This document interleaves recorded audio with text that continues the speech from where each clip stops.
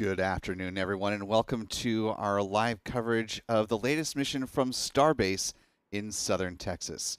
My name is Will Robinson Smith, reporter with Spaceflight Now, and you are watching special joint live coverage of the 7th flight of the now more than 400-foot tall Starship rocket, standing tall at Launch Tower 1.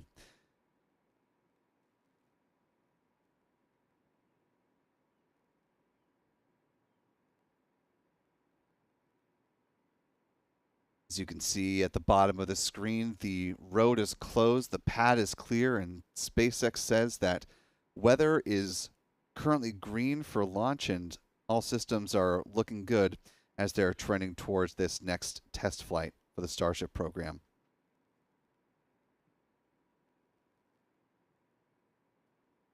Throughout the course of the broadcast, we'll be talking all about this ultimately reusable two-stage launch vehicle, the mission ahead, the milestones in the past, and the plans that SpaceX has for Starship in the rest of 2025 and beyond.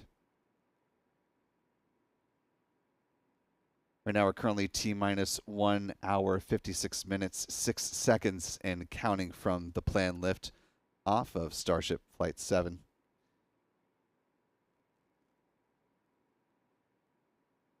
Fueling will get going in about 40 minutes with the SpaceX launch director giving the go for prop load at T-minus 1 hour and 15 minutes, with fueling getting started at the T-minus 45 minute mark, just after the 46-minute point.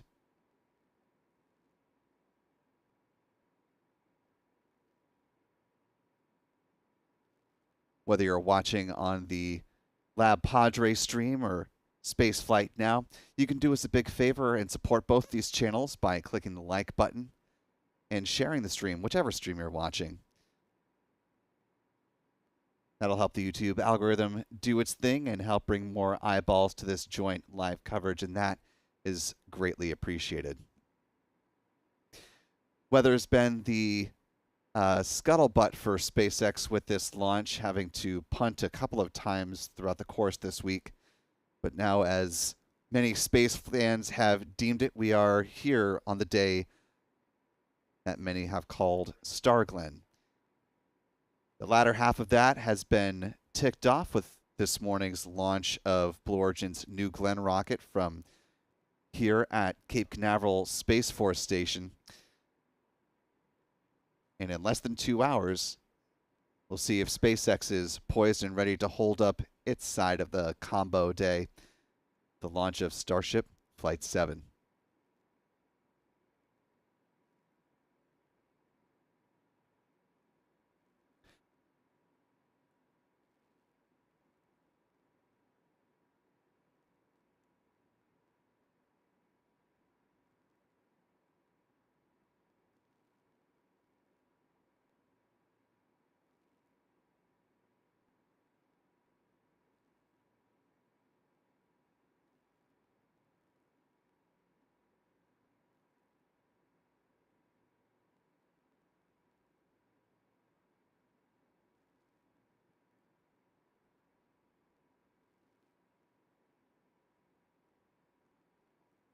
As mentioned, this is joint live coverage between Spaceflight Now and LabPadre, so I want to extend a broad thank you to all the folks that are involved with making this live launch coverage possible on both sides of the stream.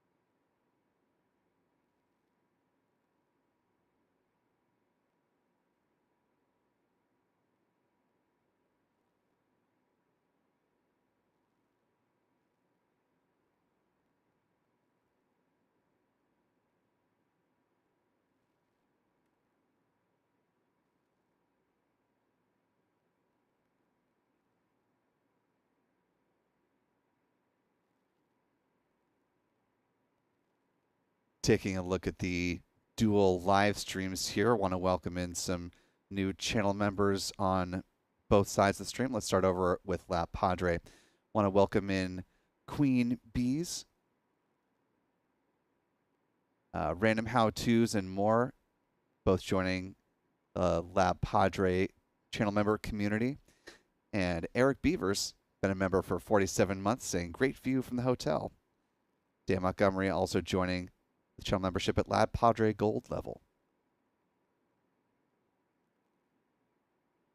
And Jibbarati with a very generous $20 super chat saying, your live broadcast has been the best. Everyone else seems to be 1 minute behind your live streams. Very kind, Jim.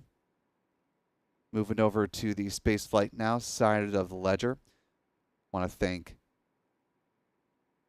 Blargal the Alien for the $10 super chat, saying good luck with your next little launch from a friend in an area of northwest of Las Vegas. A little tongue-in-cheek there. And a thanks to channel member Callistia Lee, a moderator for us, for a gifting 10 Spaceflight Now memberships. Appreciate that.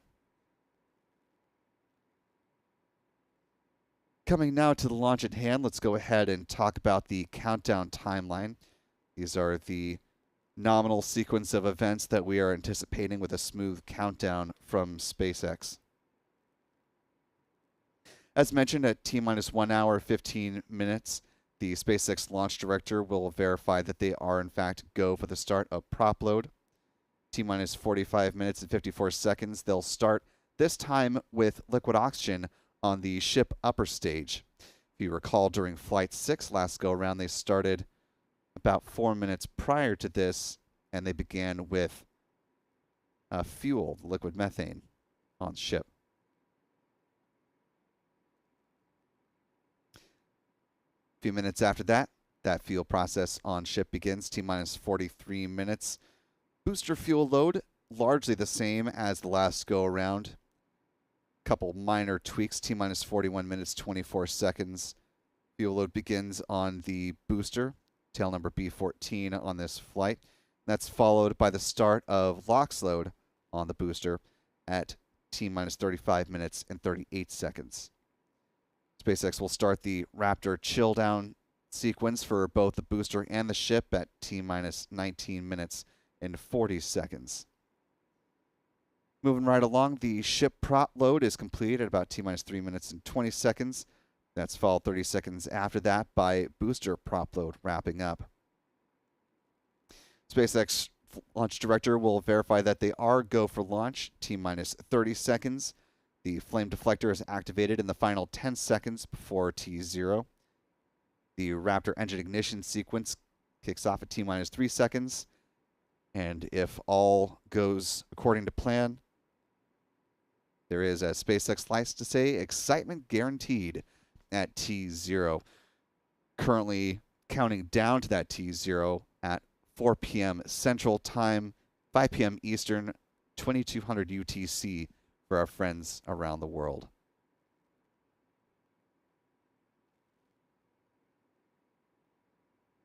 We've already acknowledged a few super chats here, but just as a quick aside, if you do have a comment or question, whether you're watching the LabPadre or the Spaceflight Now stream, and your comment or question is appropriate to be read on the show, I'd love to bring you into the conversation, and you can do so while supporting both of these channels by using the YouTube Super Chat feature. And not only will you be giving us com check 1 2 3 4 5 4 3 2 1.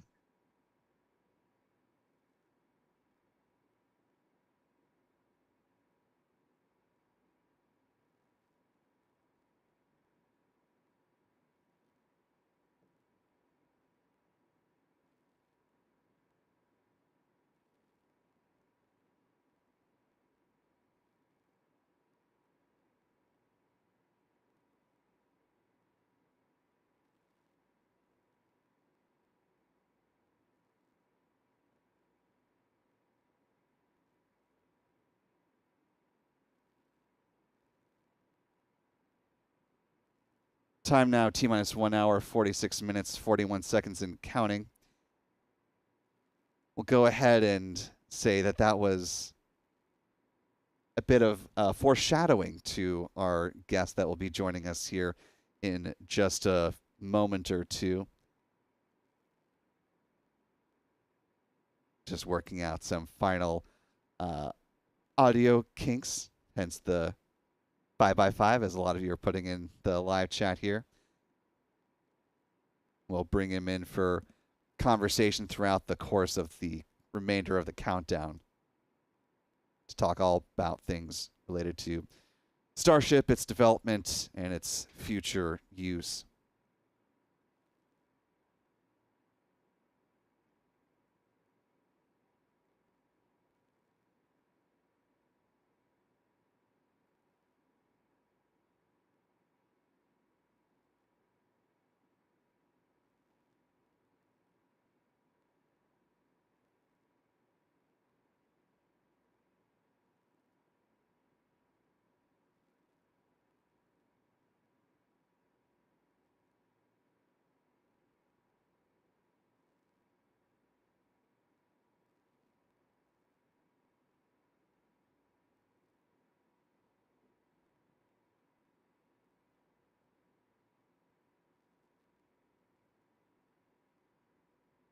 Time now, T-minus 1 hour, 45 minutes, 6 seconds and counting.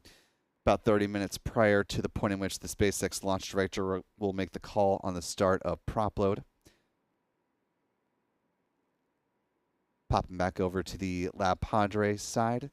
Want to thank Yazada for a $10 super chat. One of their wonderful channel members. It says, thanks to Lab and Spaceflight Now. Appreciate the kind words. Also want to thank Spaceflight Now channel member Jeff Hansen for a $5 super chat. Thank you, Jeff. He says, go Starbase, go SpaceX, go Starship, Godspeed, Ship 33, and Booster 14. And thank you to Chuck Close for a $25 super chat as well. Good to see you this afternoon, Chuck.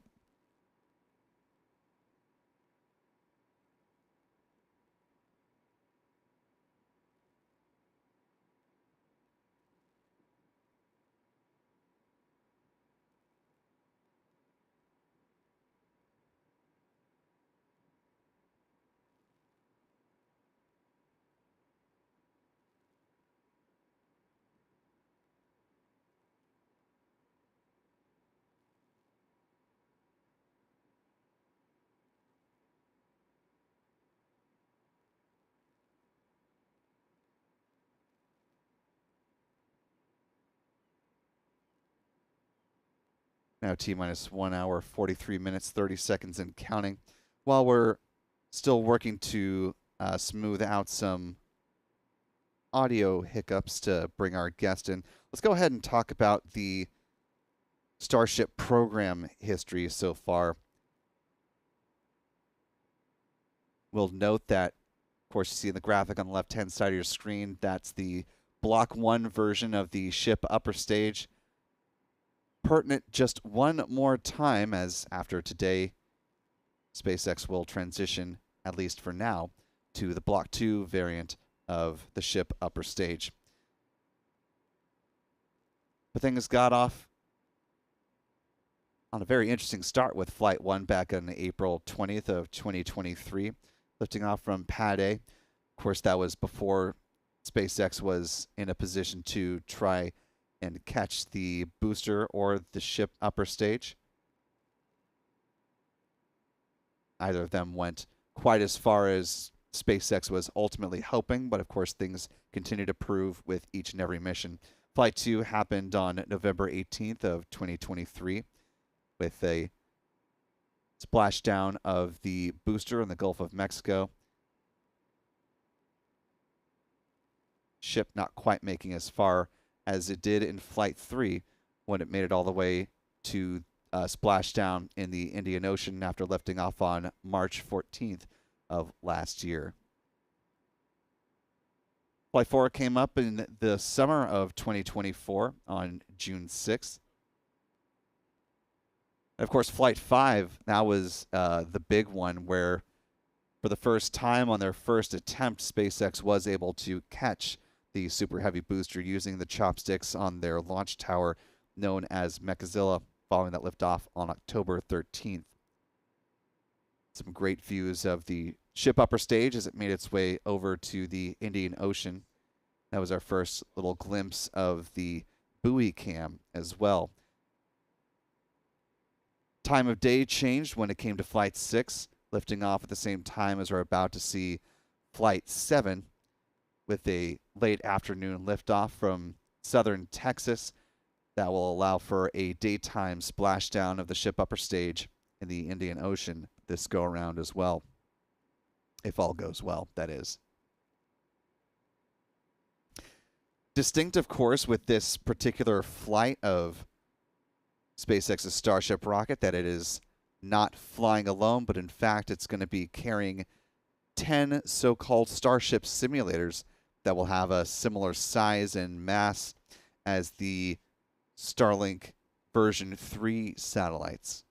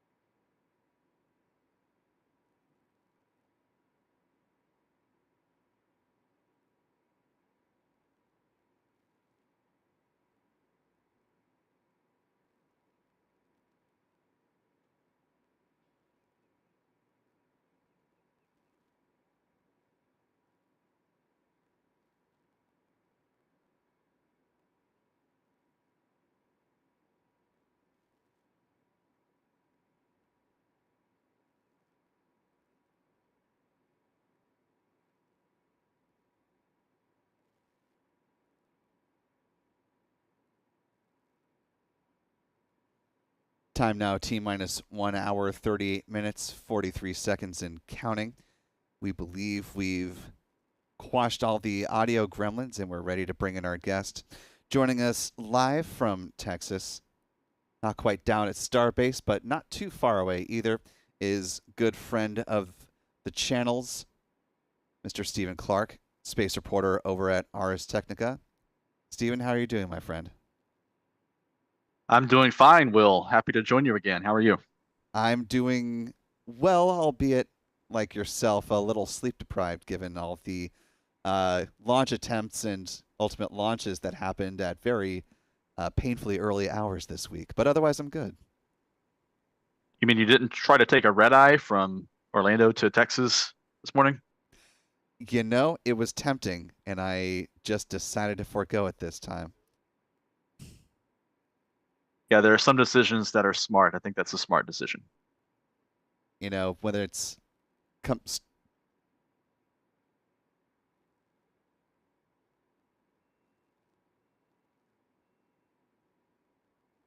Sorry, Stephen. We'll come back to this conversation in just a second. We're just hearing there's a new T0 for the launch today.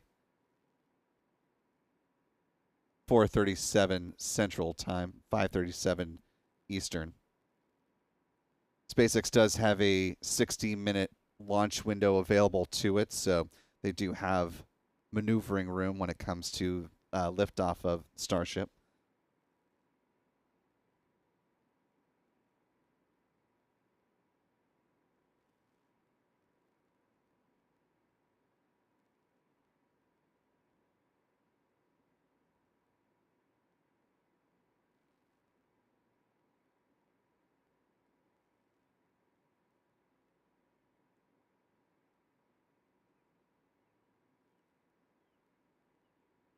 New T0, again, SpaceX now targeting 4:37 p.m. Central, 5:37 p.m. Eastern, 22:37 UTC, which means we're back to T minus 2 hours, 13 minutes, 22 seconds. Well, given that we have a little bit of extra time now, Stephen, I'll go ahead and get your quick thoughts about our newest entrant into the orbital launch landscape with the early morning but successful in reaching orbit flight of Blue Origin's New Glenn. I want to just start with your top level thoughts on the launch and, perhaps your thoughts on this vehicle's entrance into the orbital launch landscape. Yes, Will, very, very impressive flight this morning by New Glenn, getting to orbit on the very first attempt. 25 years in the making, of course, since Blue Origin was founded by Jeff Bezos back in 2000. So it's been a long time coming. Some might say a little overdue, but to have a giant heavy lift bordering on super heavy lift category rocket like the New Glenn in the inventory of American rockets is a big milestone. No other country has a rocket of this class flying, and now the United States has several. I mean, if you add them up, you think of Starship, New Glenn, even the Space Launch System, and to some degree, Vulcan and Falcon Heavy, all in this category of heavy lift that really no other country has currently flying. The next two contenders on that list of in terms of payload lift would be the Long March 5 from China and the Ariane 6 from Europe, but those are both a little below the Falcon Heavy and Vulcan numbers. Yeah, and of course the Ariane 6 just in the process of getting to its only second flight after it too faced a number of delays. So it'll be interesting to see, a few years down the road what the landscape still looks like, if other countries are still playing catch up, if India comes in with another rocket that can match the lift capability of what we have right now, or what that'll look like.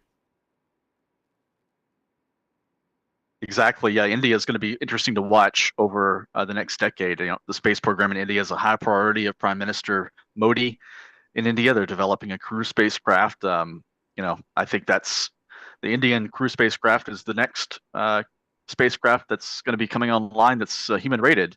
After Orion flies with NASA astronauts on Artemis 2, and I think that's going to be really interesting to watch. And of course, China, several Chinese enterprises, both state-owned and commercial, are having their own rockets being developed that will, in many ways, match the capability of maybe not Starship, but certainly Falcon Heavy and even potentially New Glenn.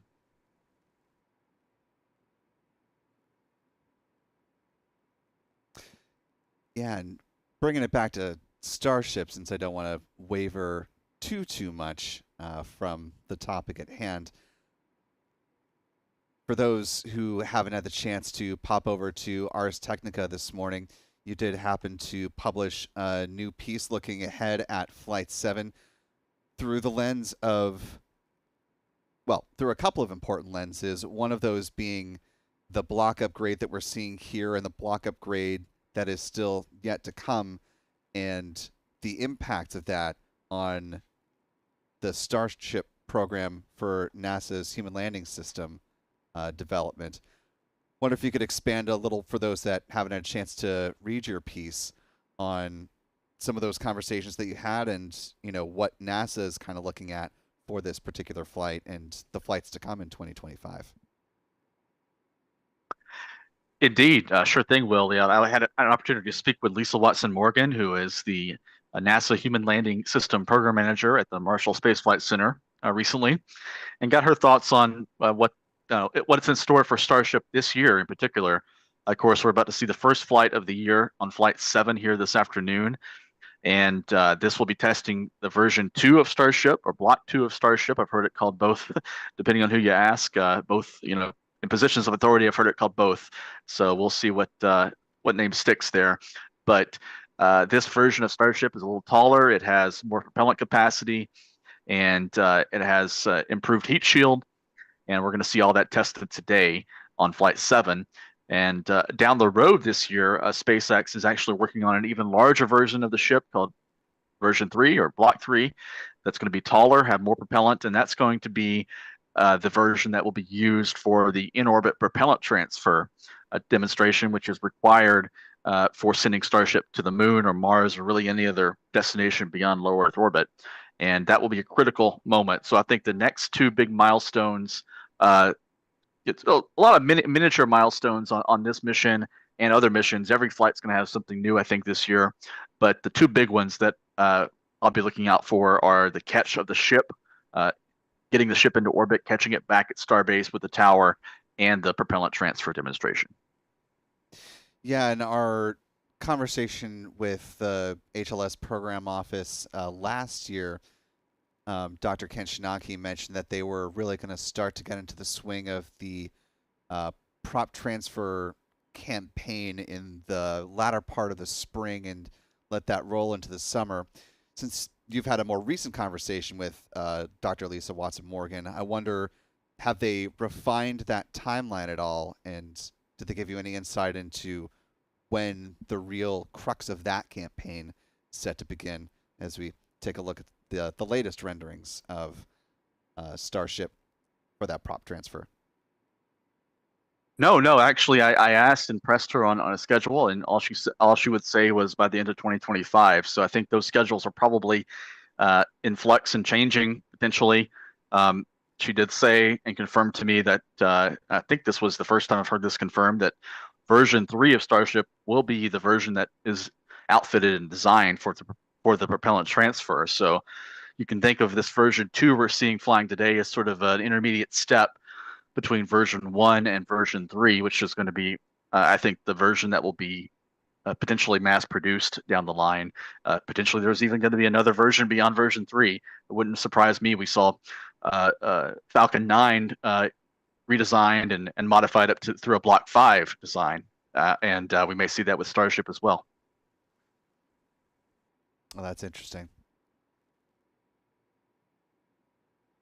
It's also going to be interesting to see when exactly I'll go to this next graphics so you can get a little bit of a better understanding of it. The image on the left-hand side, of course, is the HLS version of Starship, but with the much larger payload bay doors, and contract with NASA will help deliver the pressurized rover to the surface of the moon that's being developed by the Japanese Aerospace Exploration Agency, JAXA, in partnership with Toyota. Has your reporting indicated when we might be able to see a version of Starship that can support something like this, or Venturi Astrolab's unpressurized rover that it is working with Starship and SpaceX on? Nothing specific, Will. I think those are going to be coming after Artemis 3 or whatever mission ends up becoming the first crew landing of Starship. I think some of that's going to be reviewed by the incoming administration, so I wouldn't take the Artemis 3 mission to the bank quite yet of what that will entail. So I think that's probably still in the 2030 timeframe or later, but that's just an educated guess. I didn't ask anything specific about that in the time I have with Lisa Watson-Morgan. One other thing she did mention, though, that I found interesting, and it was kind of a change from what a lot of us were expecting, is she suggested that we're seeing here in this wide shot of Starbase the two launch towers, and she suggested that SpaceX could theoretically launch and execute the in-orbit propellant transfer with just one launch pad if they needed to. So the schedule may not be tied to the readiness of that second launch tower. They could launch one ship and leave it in orbit for a number of weeks, 2 or 3 weeks, and then have another ship on the pad ready to fly again on the same pad. That would be a very interesting adjustment to the schedule, since it obviously then would depend on either SpaceX having enough of the Super Heavy boosters to swap out in a timely fashion, or following the catch of one of the boosters to be able to refurbish it and make their assessments, stack another ship on top, and then keep going with that campaign potentially multiple times with one booster. Yeah, it'll be interesting how all that shakes out as SpaceX hopefully again, catches a booster today. They'll be able to refine, exactly how long it's going to take to turn around a booster. Eventually, they don't want to do much of any refurbishment at all between flights, but early on, I think it's going to be a number of weeks or months between flights of the same booster, and we'll see how that affects the launch rate as well. SpaceX wants to fly up to 25 test flights of Starship this year. I think that's going to be an aspirational goal. But certainly, I think there's a really good chance of having SpaceX fly many more times than they did last year, double or more would be my guess for their cadence in 2025 for these test flights. But getting the second launch tower online is required for these lunar missions because they'll have to be launching, depending on who you ask, 10-ish, maybe a few less, or a few more tanker missions to refuel Starship to go to the moon, and that will require 2 launch pads or more in operation.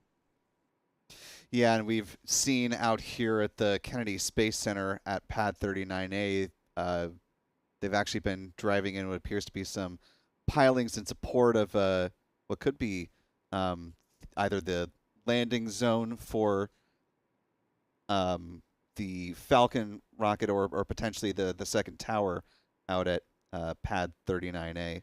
So lots of activity in support of the Starship program in full swing out here as well. Yeah, you're exactly right. And there are currently plans that we know of for 4 Starship launch pads, 2 that you're seeing here in Texas, 2 on Florida Space Coast, 1 on NASA property, 1 on Space Force property, and with 4 active launch pads that's going to enable certainly daily, in terms of just capacity, daily or more, even more rapid flights of Starship in the years ahead. But I think we're seeing that, on the right here, you're seeing launch tower number 2 at Starbase. That looks like, the tower is constructed. There's still some outfitting and dirt work going on around the launch mountain to, install the arms and get those ready to go. So I think there's a good chance, though, of Tower 2 being ready to go this year. But the launch towers down in Florida are probably still a year or 2 away at best.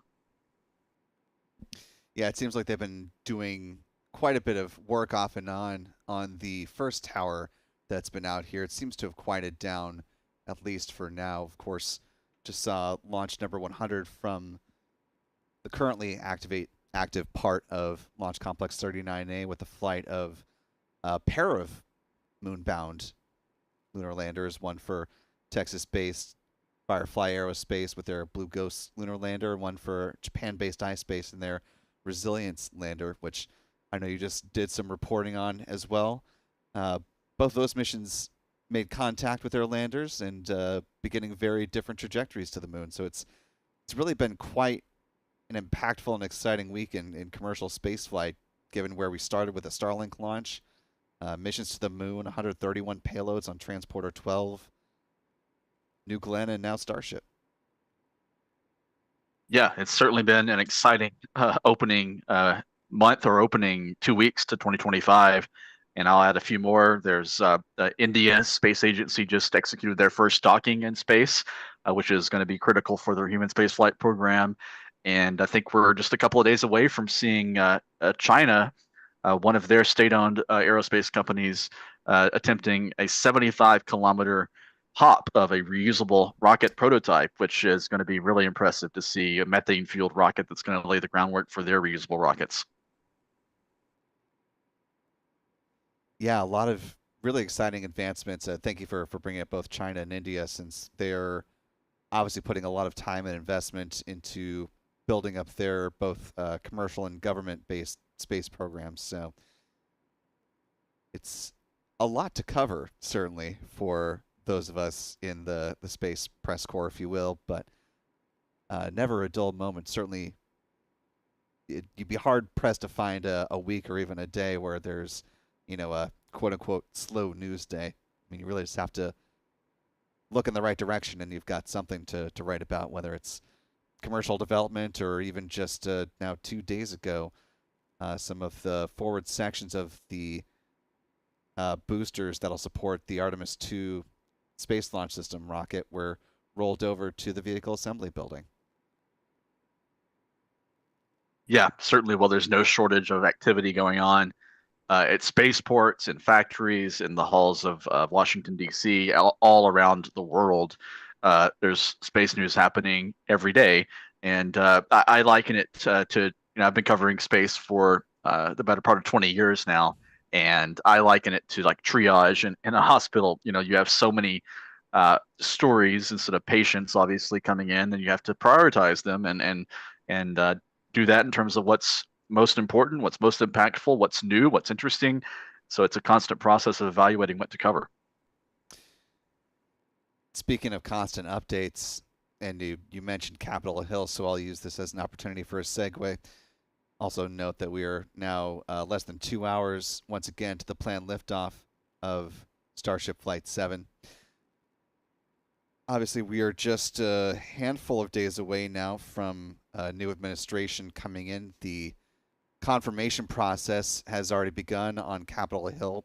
A couple of folks have already gone through their Senate confirmation hearings.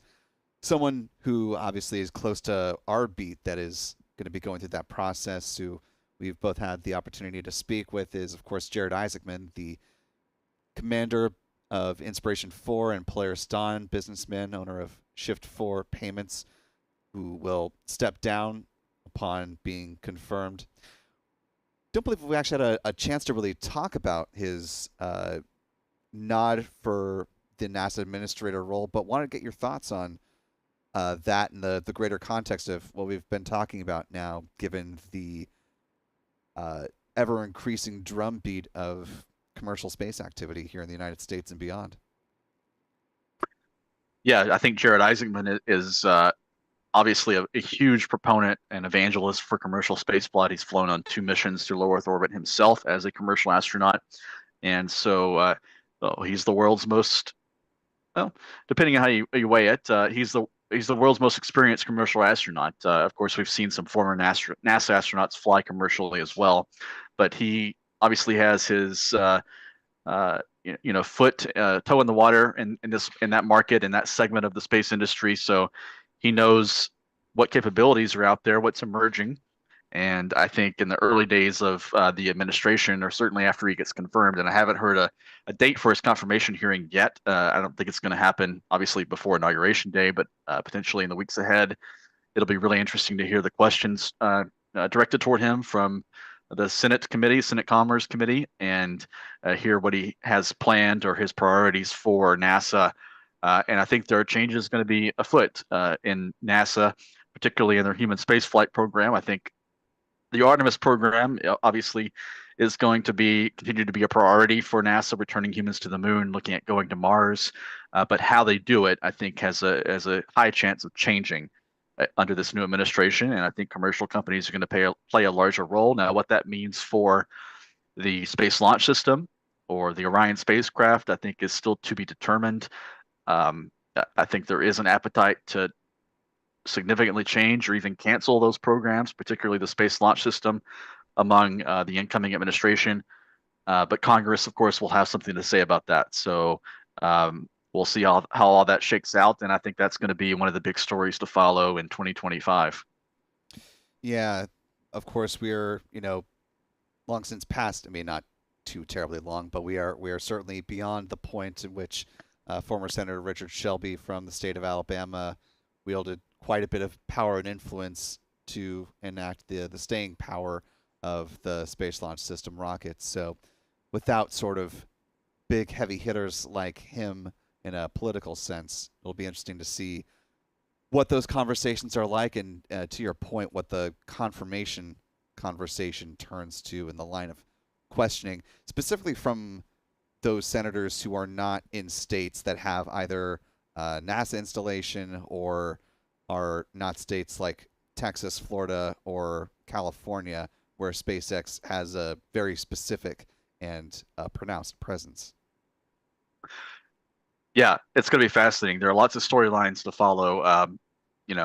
My colleague Eric Berger wrote a story shortly before the holidays, discussing some of the things that he's hearing from his sources about some of the proposals that may be coming in under the new administration. And the Marshall Space Flight Center is where the Space Launch System program is headquartered, and there are numerous hundreds or thousands of jobs there that are tied to the Space Launch System program. And you mentioned former Senator Richard Shelby. Of course, he was a stalwart supporter of the Space Launch System to protect those jobs and the economic impact that they bring to his state. He is now retired, of course, and there's no leadership from Alabama on the committees that would have input on these policy changes. Of course, there are members of the committees from Alabama, though, who would have something to say, I'm sure. But some of the proposals that Eric Berger reported on last month, would involve relocating some NASA activity, other NASA programs to the Marshall Space Flight Center in Alabama that could offset some job losses that would be uh, a result of the cancellation of the Space Launch System. And of course, President-elect Trump is keen on attempting to relocate the headquarters of U.S. Space Command from Colorado Springs to Huntsville, Alabama. That could offset some of the jobs. So there could be some kind of deal made between the incoming administration and a bipartisan group of lawmakers to potentially offset any job losses or economic impact that would be a result of the cancellation of the Space Launch System to Alabama. There are other places around the country, though, that would have impacts. One that comes to mind would be the New Orleans area, where the core stage for the Space Launch System is built, and of course Utah, where the solid rocket boosters for the Space Launch System are manufactured. So there are other states that would have, impacts from a cancellation that the offsets wouldn't be so clear. So it's going to be an interesting play on Capitol Hill. Well, and certainly just thinking about the southern United States, you mentioned Louisiana and the Michoud Assembly Facility. Not too far down the road, though, is also the Stennis Space Center, where they do have a number of commercial customers who have access to the test stands, but obviously losing the ability to continue testing the RS-25 engines, and eventually when they get the if it's not canceled before then the exploration upper stage, NASA has a plan to do a full green run test of that, like they did with the first core stage of the SLS rocket. So that would be a big impact to the Louisiana, Mississippi space part of their economy as well, and the jobs that support that. Also note that while not a senator, of course, Florida Governor Ron DeSantis has also weighed in the conversation about moving various NASA assets and made an overture for NASA HQ to move down here to the Sunshine State. So it'll be interesting to see who ultimately has the final ear of both the president as well as when it comes to appropriations, how those chips fall with all these folks that are wanting to decentralize NASA in various forms and facets, and what ultimately wins the day. Yeah, like in so many cases in politics, it's hard to separate the rhetoric from reality or real proposal that someone has. So I'm sure some of the things that have been mentioned, have been floated and perhaps already rejected or will be rejected by Congress. Other things that have been proposed will be enacted, and so don't take all of these ideas and all of these proposals that the incoming administration is floating right now don't take those to the bank, because the administration's priorities could change, and Congress has not weighed in at this point. So there's still a long way to go.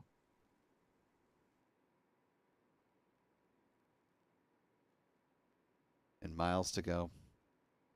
Certainly the case.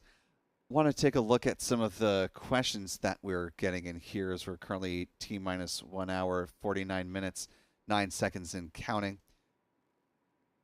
Also want to thank all of those who are currently watching both of the live streams, either with LabPadre or with Spaceflight Now.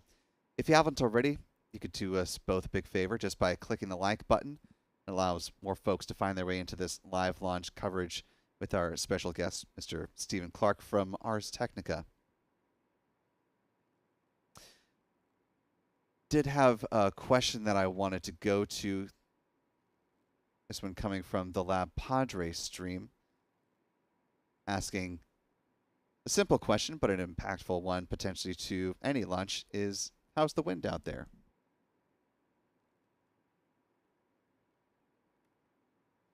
Spaceflight now photographer Adam Bernstein, who is over at South Padre Island. Let's see if we can go to his camera view right here, give you a sense of what he's looking at. That's Adam's tracker view right now. You can see it's a little bit hazy down low.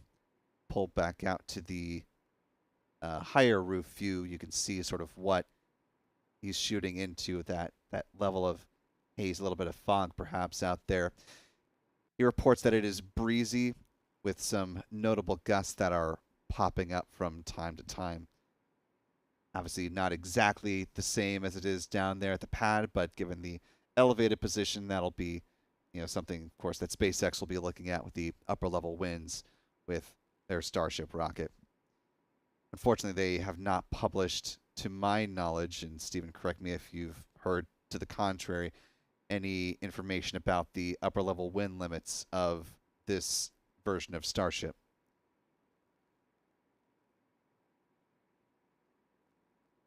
No, no, Will, I have not. And I think one thing to keep in mind, though, is a lot of those variables depend on direction of the wind and the shear of the wind at the upper levels of the atmosphere. It's not just the number or the speed of the wind at a certain altitude; it's the change in wind speed or direction at different altitudes as the rocket climbs up through the atmosphere. Yeah, that's all very good, very relevant points about direction and shear. Exactly. Yeah. There's no set number. It all depends on the factors on the day of launch. Yeah, I was just thinking back to uh, now that I'm trying to recall it, spacing on the flight. I want to say it was maybe Crew 9 when SpaceX did a static fire test out at Space Launch Complex 40, and just because of the direction of the wind, it happened to kick back some of the plume and get a little bit of soot on the Crew Dragon that had to be cleaned off before they were ready to go fly it. So, the wind direction is definitely something that can sneak up on you in some curious ways. Exactly. Exactly. And another factor that depends on wind direction are the toxic and debris uh, dispersions that would result from an explosion or a catastrophic failure during launch.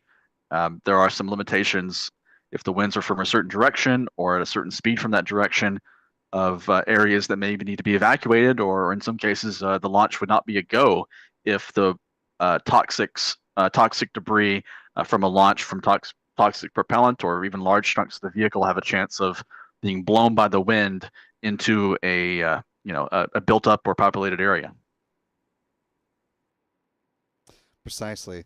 Speaking of environmental impacts and space flight, of course, you had mentioned earlier in our conversation the desire for SpaceX to get up to 25 liftoffs and landings of both the Super Heavy booster and the ship upper stage. Of course, we're not quite at the point where SpaceX is ready to catch the ship, but that is the plan to start that some point later this year, potentially as early as Flight 8. In fact, there was some public scoping and public meetings that just wrapped up, I believe, last week to get some of the community's input on an increased flight rate down here at Starbase. Obviously important for SpaceX and its business, as well as we've been talking about with NASA and the human landing system part for the Artemis program as it currently exists. Stephen, I guess the question to you would be, do you foresee any grand hiccup that would come from public comment that would potentially stymie SpaceX ramping up the flight rate here at Starbase? Yeah, not that I've heard, Will. I was not able to participate or attend any of those meetings last week in person or virtually. So I don't know if I have anything to report specifically from those meetings that any comments that came about from those engagements with the local community. But I'm not aware of anything specific, and I think, you know, with the incoming administration, they're going to have a different approach to federal regulations. So I would not expect any significant roadblocks to a final approval of 25 flights per year of Starship. And let's keep in mind a year or two from now, that 25 flights, if SpaceX is ramping up their cadence as they hope to, will have to be reevaluated for perhaps 100 missions or even more. So it's going to be a continuous change. Just as SpaceX iterates on Starship, the FAA and regulators are going to have to iterate on their regulations and licensing process through this whole process, because the parameters are going to be changing very, very quickly. Well, and of course, it's not just SpaceX pushing for a greater cadence with Starship, but the Falcon 9 rocket, of course, they had a bump up to 50 flights at Vandenberg. And in fact, right now, they're in the process of going through the environmental impact statement authorization for Pad 6, or Space Launch Complex 6 at Vandenberg, that would authorize not only Falcon 9, but Falcon Heavy flights from there. And the Federal Aviation Administration noting, as well as Vandenberg Space Force Base, that obviously when bringing a new pad online, there's the direct implication that that would increase the flight cadence beyond just what SpaceX wants to do at Slick 4. So it's quite a dramatic change for regulators both across the board and across the country right now. Yep, you're right. And apart from environmental impacts, which have gotten a lot of pushback and criticism from Elon Musk and some others in the space community and in politics, there's also the question of how do you integrate all of these launches, all of these reentries going forward with Starship and other commercial rockets with the national airspace, with air traffic. And the areas of airspace that have to be closed for a launch are shrinking because it's just not practical to close off, a full area of the ocean from air traffic, especially around cities like off the coast of Florida. There's routes going into Orlando or Miami that use that airspace over Cape Canaveral and just offshore every day, every hour of every day, really. And the same is the case to a lesser degree near Vandenberg Space Force Base for the air traffic, and even to a lesser degree, although there's still commercial air traffic flying over Starbase, particularly on routes coming in and out of Mexico to the United States and to Europe. Many flights over Starbase every day, in addition to the local air traffic. Before we pivot entirely off of this, just for those who may be in the southern central California area that want to lend your voice to the Starship, or excuse me, to the Falcon 9 and Falcon Heavy flights from Space Launch Complex 6 at Vandenberg, are still two more public meetings. There's one more in person. That's actually happening later on today at the Dick DeWeese Community Center in Lompoc, California. That's from 5 to 8 p.m. Pacific. And then there's a virtual public scoping meeting for anyone to participate in, no matter whether you're there in California or elsewhere. That's coming up a week from today on Thursday, January 23rd, barring any additional delays on that. Also, just to make this not an entirely SpaceX-centric discussion of the impacts of launch, of course, you've also got, as we're currently T-minus 1 hour, 39 minutes, 30 seconds and counting to lift of Starship, more folks looking to fly from Wallops Island, Virginia. Obviously, there's the upcoming launch of Rocket Lab's Neutron rocket, which is going to be lifting off from, I believe, Launch Complex 0. Stephen, correct me if I'm wrong on that. But you've also got Firefly Aerospace, which currently launches its Alpha rocket from down at Vandenberg currently, but they're also looking to launch from Wallops as well, since things are getting so congested at the Cape. They're looking farther north, so the Virginia area is going to be getting quite a bit of impact and need to consider how to manage that.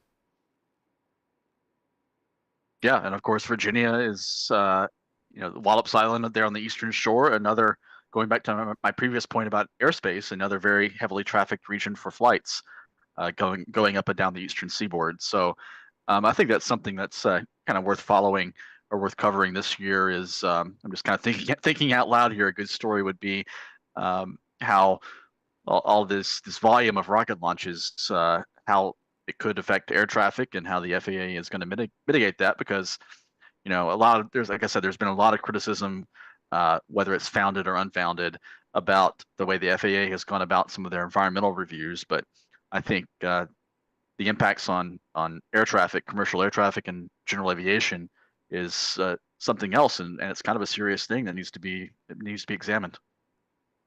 Absolutely. That's actually a good your thinking out loud comment made me want to think to ask our audience, whether you're watching on the Spaceflight Now side of things or over on LabPadre. Go ahead and jump in the live chat of whatever stream you're watching in. Let us know, as we're still in the very, very early part of 2025, what are some of the big space stories that you think will make headlines this year, as a part one of my question to our audience. But part two, you've got Stephen Clark with Ars Technica, you've got LabPadre and Spaceflight Now. What are some of the things that you'd like to see us cover this year as far as reporting topics or things to really dive into, whether that's on the realm of more government side and commercial space flight, human space flight, satellite missions, interplanetary goings on? Sound off in the comments. We'd love to hear from you.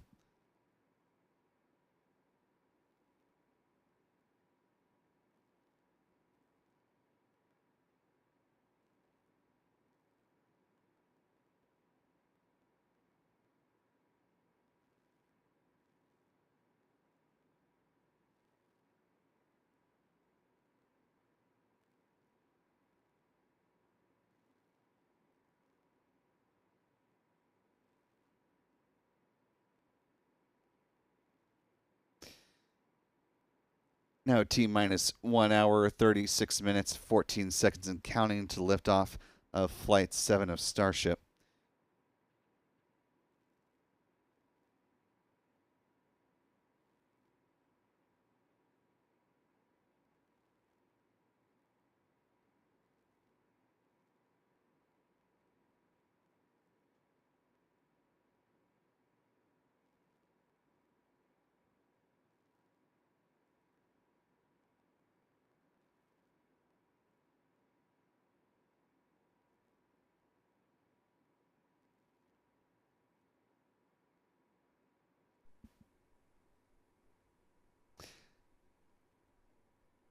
T-minus 1 hour, 35 minutes, 29 seconds and counting.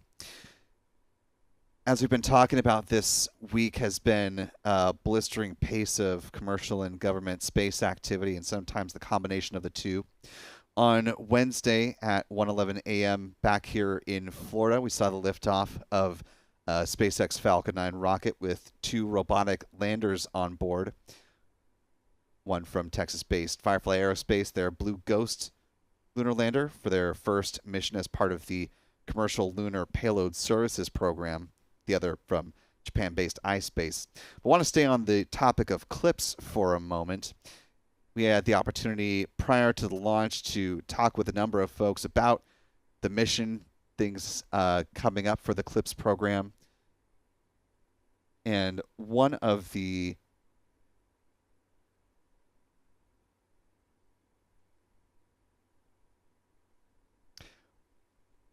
points of conversation that happened to turn to when talking with NASA's Joel Kearns, who is the Deputy Associate Administrator for Exploration within NASA's Science Mission Directorate, was looking at the various CLPS providers. One of those is actually SpaceX with its Starship rocket. Currently hasn't been assigned a CLPS mission just yet. But I asked Joel if that is in the works, or what NASA is thinking about bringing SpaceX into one of those contract assignments, flying some NASA science on board Starship, in addition, of course, to seeing it develop as part of the Human Landing System program. So, want to go to a part of that conversation now. Once again, this is Dr. Joel Kearns, Deputy Associate Administrator for Exploration with NASA's Science Mission Directorate. Well, SpaceX is a CLPS company. SpaceX is one of the 14 companies in CLPS. But, SpaceX is very focused on Starship, for both providing the Starship version for human landing system and also for their own corporate goals with Starship. So I'm sure once it's better understood what the real technical capabilities of the costs are in Starship, I really wouldn't be surprised if SpaceX had some ideas on how to bring CLPS-type cargo to the moon once they have that all proved out. So, Stephen, want to bring you back in to talk about that idea. We've seen a number of, now 3 CLPS providers launch their attempts to reach the moon. One unsuccessful, one largely successful, although had a bit of a bumpy landing, and TBD with Firefly Aerospace. Your thoughts on this massive rocket that we see before us, potentially bringing various types of CLPS-style science to the moon? I think the let your imagination run wild there, Will, because it could pretty much carry any of these science payloads that NASA has in mind to put on a CLPS lander. And in fact, it could, I'm not sure how it could deliver different landers to different parts of the moon, although point-to-point transportation has been discussed as a potential application for Starship on Earth. But this thing can carry multiple CLPS landers from the other companies inside its payload compartment and drop them off at different places on the moon. Again, thinking out loud here, so I don't know how fanciful that idea is, but that's gives you an idea of the scale of Starship compared to these other landers. It can carry, theoretically 100 metric tons of payload to the moon, and that's a remarkable amount of capacity that a lot of scientists and engineers who want to gather data or test something on the moon could utilize. And like Joel said, they are a CLPS provider. They are eligible to bid on these CLPS task orders or contracts. I'm not sure if they have yet, actually. I don't think they have, if I had to bet, but I don't know that for sure. But we've seen all the CLPS task orders go to a handful of companies so far: Intuitive Machines, Firefly Aerospace, Astrobotic, and I think one to Draper, which is partnering with iSpace, who also launched their second lunar lander earlier this week as well. So those companies kind of are emerging as the leaders of the pack in the CLPS realm. Yeah, it'll be interesting to see where the others come into play. Of course, one that Joel mentioned in our conversation, not in that clip in particular, was that Blue Origin and its Blue Moon lunar lander in the cargo variant will be, or has actually won a CLPS contract award, so it'll be flying some NASA science to the moon when it makes its uncrewed landing demonstration.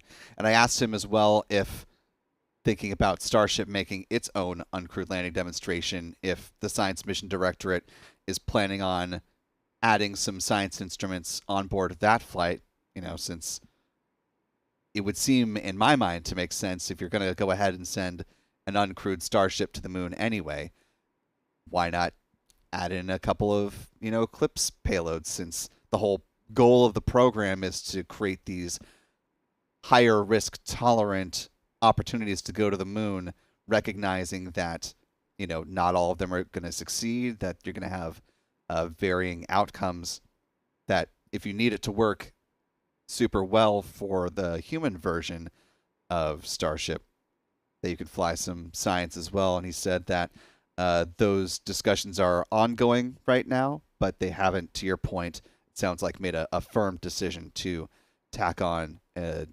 instrument or two just yet. Yeah, I agree. Why not? If the ship's already going to the moon for this uncrewed demo, I think that's a good idea, and I think that's something NASA will consider as that flight gets closer to launch. And just one more thing on CLPS while I'm thinking about it. The CLPS program started back in 2018, and you mentioned the entire premise for the program is to create what I've heard called shots on goal, to use like a hockey or a soccer or football term, and uh, accepting higher risk for these missions, knowing that not every one of them is going to succeed.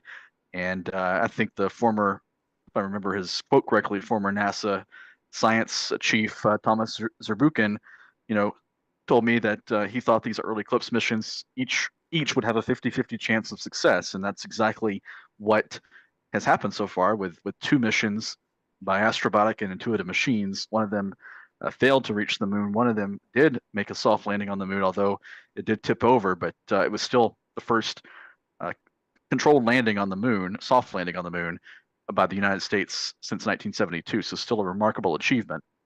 I think this year, with those two missions now complete, with Firefly on the way to the moon, with Intuitive Machines launching their second mission next month.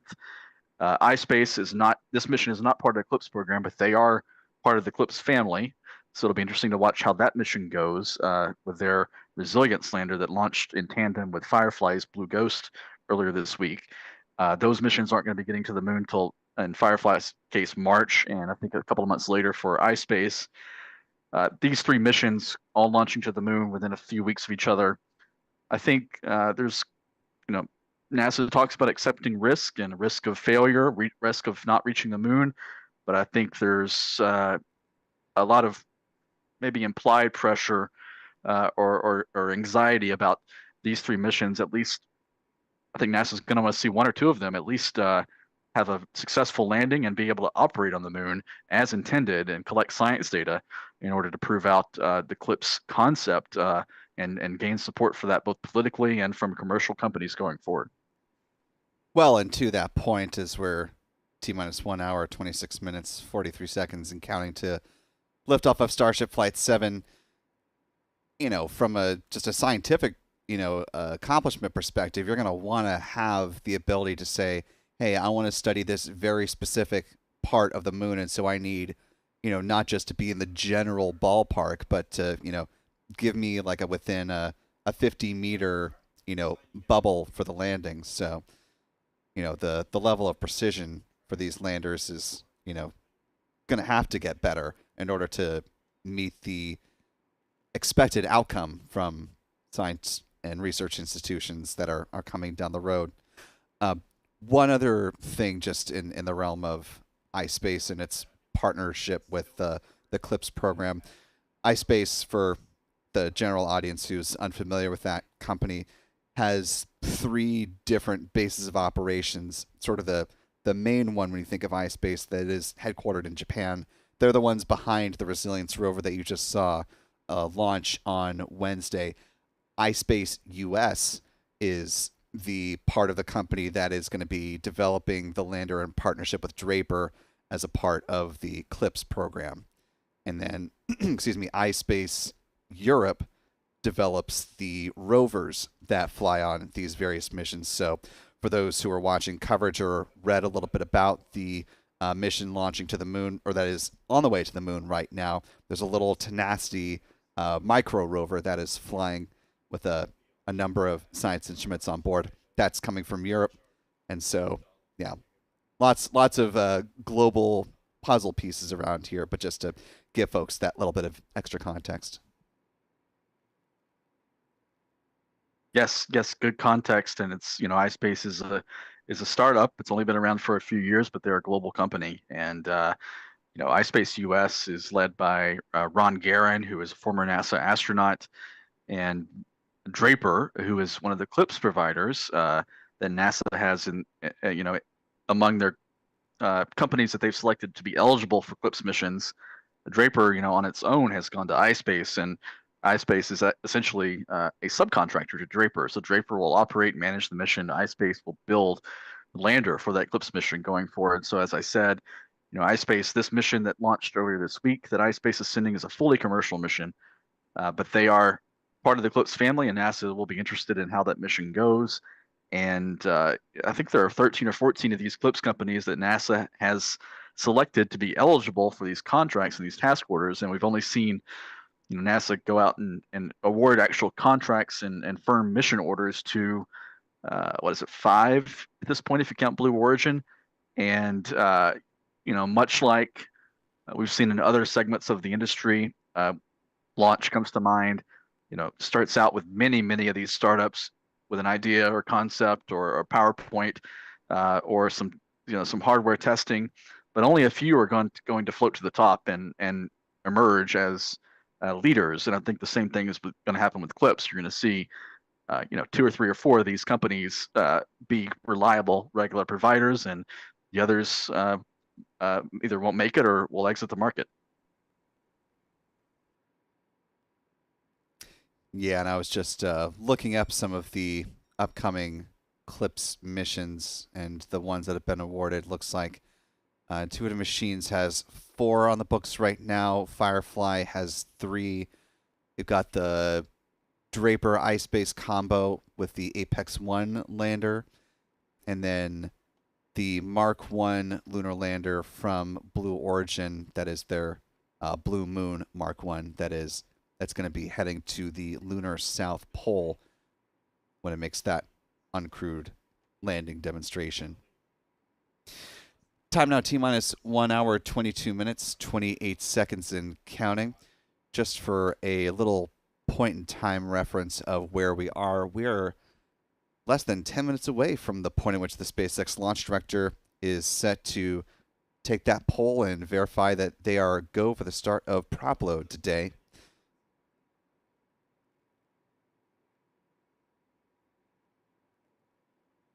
You can see a number of boats going in and out of the canal there. Obviously, a lot of folks looking for as good a vantage points as they possibly can to catch this flight of Starship when it does make its ascent off of pad 1 there.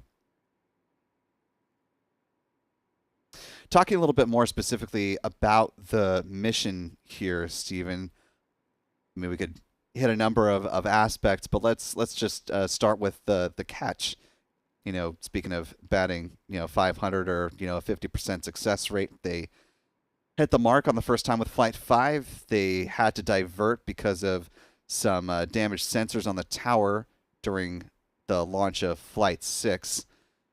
In their description of the mission that is about to happen in less than an hour and a half, they did talk about adding in some additional hardware to protect those sensors and make them a little bit more resilient. Not that you have a crystal ball right in front of you or a magic 8-ball, but given what we know about where they are with those developments, how confident or not are you feeling in a successful catch of the Super Heavy booster this go-around?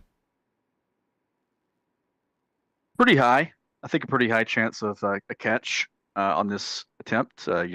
We saw the first catch in October. We learned later that there was a technical issue or concern with I think one of the engines or on the Super Heavy booster that almost caused a divert for that, but it ended up working. That was a remarkable thing to witness. You and I were both there to see it in person. Something I don't think either one of us will ever forget seeing and witnessing. And in November on Flight 6, the booster was completely healthy, and you mentioned the sensors on the tower were damaged during the launch, which is why the booster had to divert out to sea. So that gives me a healthy degree of confidence that the booster will be able to make an attempt for the catch on this mission. And obviously SpaceX is confident if they don't have to divert of a successful catch because we talked a lot about this in October before the first catch attempt, that if something happened, something went wrong during the catch, it could damage the tower, damage the launch pad. That would require, months potentially of rework and repairs and create, a gap in launches and downtime that SpaceX nor NASA really want right now with so much relying on Starship for the human return to the moon. So that's something that's still in the back of my mind, to be honest. It hasn't been talked about a lot since SpaceX accomplished it successfully back in October. But, something does go wrong, it does damage the launch pad. What impacts does that create going forward? But I'm fairly confident that there won't be a need for a divert today. And if they don't divert, I have a high degree of confidence that they will catch it. Well, to your point, it was certainly an unforgettable experience to see that first historic catch on their first attempt definitely blazoned on my mind, and was quite a moment. I'm glad we were able to share that down in southern Texas, just a few miles away from the pad. And we'll have Stephen come back and join us a little bit later on in the broadcast. Stephen Clark, reporter with Ars Technica. Time now, T-minus 1 hour, 18 minutes, and 18 seconds to go, as we are just about 3 minutes away from the point in which the SpaceX flight director set to conduct that readiness poll for the start of prop load today. Given that SpaceX had to cycle back to the beginning, or to a new T0, make that adjustment, I know there's quite a number of folks who were here now that were not here with us when we started the broadcast. So let's go back just a little bit and talk about the countdown timeline to let folks know where we are about to go under a nominal countdown scenario. Didn't mean to rhyme that much, but here we are. That poll on the start of prop load, that readiness, set to be taken at T-minus 1 hour, 15 minutes, and that's followed up by the start of fueling, with liquid oxygen being flowed on board the ship LOX tanks. Ship upper stage will then receive its fuel, that liquid methane, starting at the T-minus 43 minute mark. T-minus 41 minutes, 24 seconds, booster fuel load begins. Last fueling milestone to start is the LOX on the booster. That will get underway at T-minus 35 minutes and 38 seconds. Not a ton of change in this fueling process, although an important switch that we see from Flight 6 to Flight 7. Last go around, they started with the ship fuel, that liquid methane, around T-minus 49 minutes and some change. And then they went to begin loading liquid oxygen. As you see here, though, they have inverted those as far as the order and also reduced the timing. So now we're actually much closer as far as overall fueling timelines to something that we would see with a Falcon Heavy rocket out here in Florida.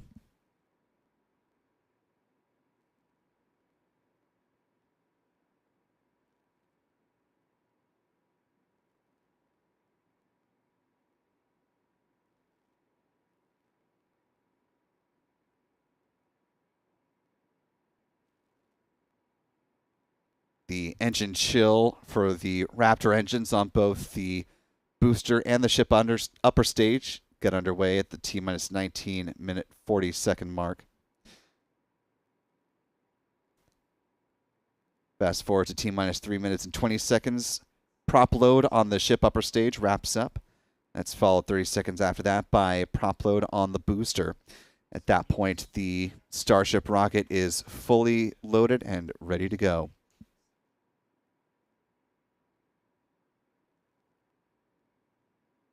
In the final 30 seconds, the SpaceX flight director will give their go for launch. The flame deflector is activated in the final 10 seconds of the count. The Raptor ignition sequence begins at T-minus 3 seconds, and if all 33 Raptor engines ignite and are healthy, or even if some of them don't ignite, well, as SpaceX likes to say, excitement is guaranteed, and we'll hopefully see a good liftoff of this fully integrated Starship stack coming up here at in 1 hour, 14 minutes, 38 seconds. So at this point, SpaceX should have made the call on the start of prop load today, targeting a T0 liftoff at 4:37 p.m. Central, 5:37 p.m. Eastern, 22:37 UTC.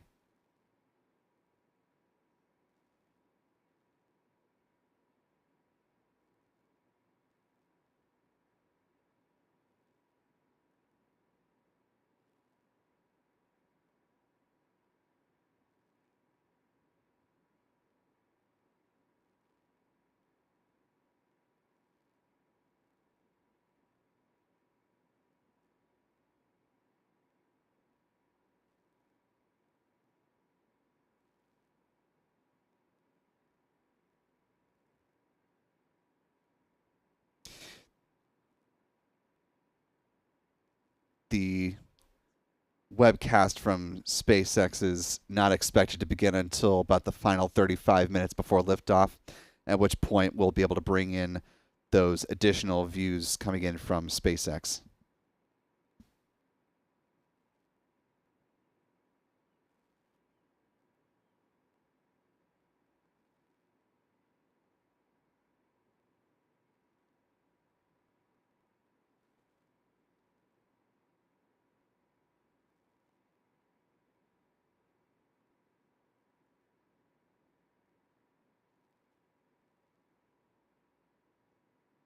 Echoing the super chat comment that we have here from Well Reasoned. If you haven't already, you could do a big favor to both of these channels in the live streams, LabPadre and Spaceflight Now, by clicking the like button and sharing the stream. It allows more folks to find their way into this live launch coverage as we continue on through the countdown towards Starship Flight 7.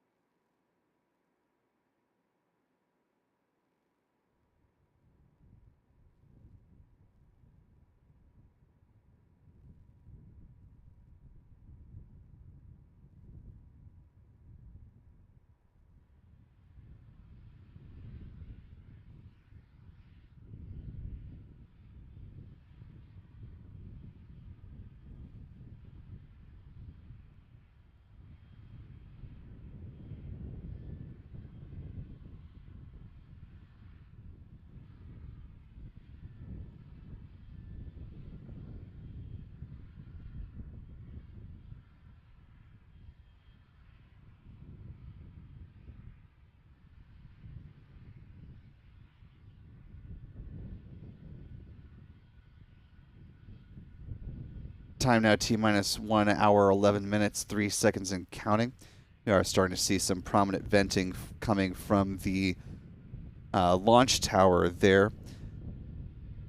The first part of the fueling process getting underway, but a good indication that the go-ahead was given for the start of prop load, which will begin at the T-minus 45 minute 54 second mark with ship liquid oxygen load. This vent somewhat reminiscent of what we see down here at Cape Canaveral or at the Kennedy Space Center with the so-called big vent, as the feed lines are being conditioned prior to second stage liquid oxygen load on a Falcon 9 rocket. Similar process be happening here, conditioning the lines prior to loading that locks on the ship upper stage. A few minutes after that, liquid methane will also start flowing on board the ship upper stage, S-33.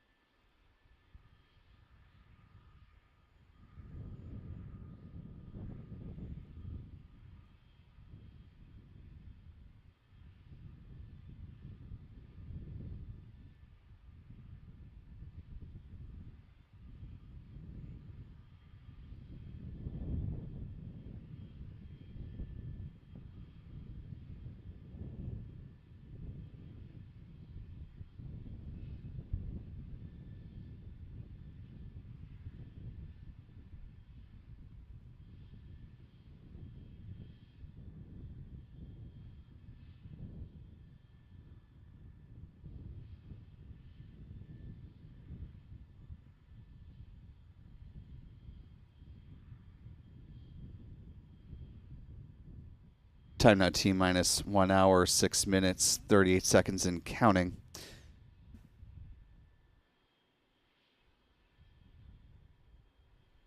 One of our spaceflight now photographers, Adam Bernstein's been down at Starbase helping to support our coverage of this upcoming liftoff of Starship for Flight 7. I want to take a look at one of the photos that he captured when cruising around Starbase.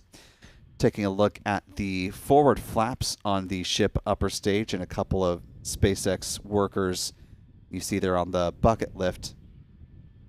That's just off of the side of the right-hand flap. A couple of nice details you can see in this image.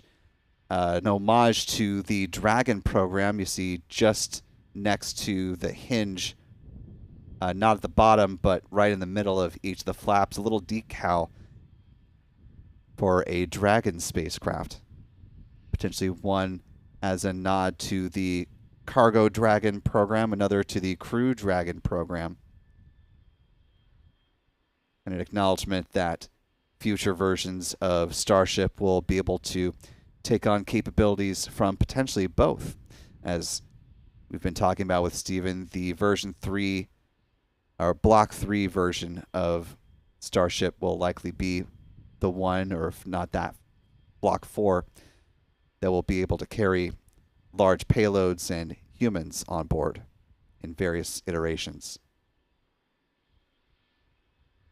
SpaceX also made a point to redesign these forward flaps, a little bit of a different design than what we saw during the previous flights of Starship, part of its block upgrade. These flaps reduced in size and move forward on the vehicle, have slightly different tilt as well, which SpaceX says, quote, significantly reduces their exposure to reentry heating while simplifying the underlying mechanics and protective tiling, end quote.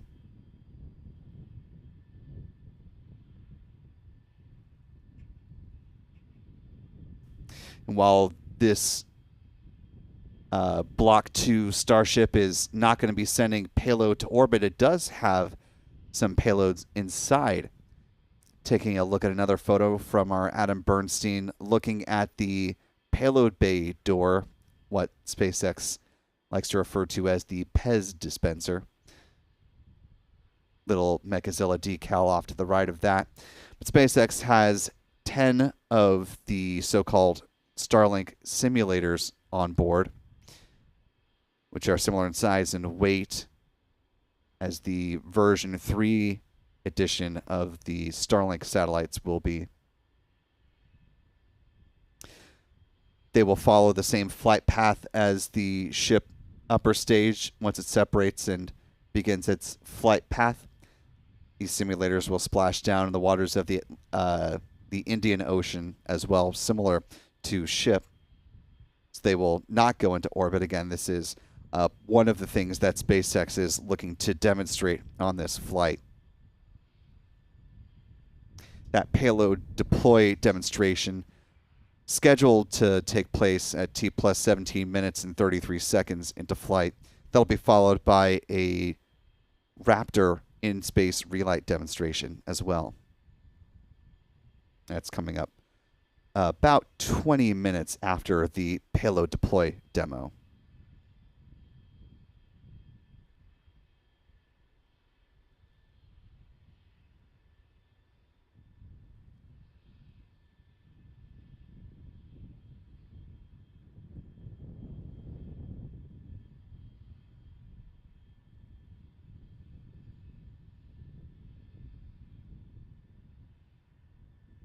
Time now T minus 1 hour, 2 minutes, 21 seconds and counting. Do have an update from SpaceX that the team is go for prop load.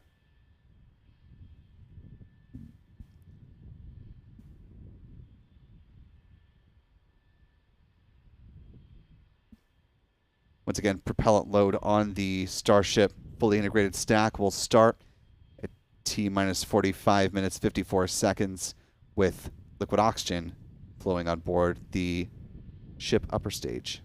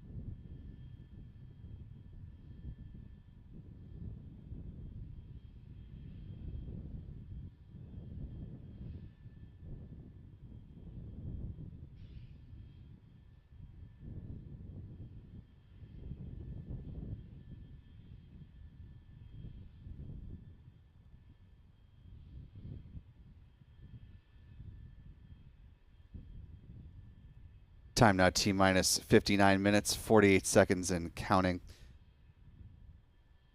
Want to address a question via Super Chat to the LabPadre stream from Andy Alder, asking what day slash time slash day locally will ship be splashing down. As far as the day, it'll be January 17th, so Friday, when it splashes down.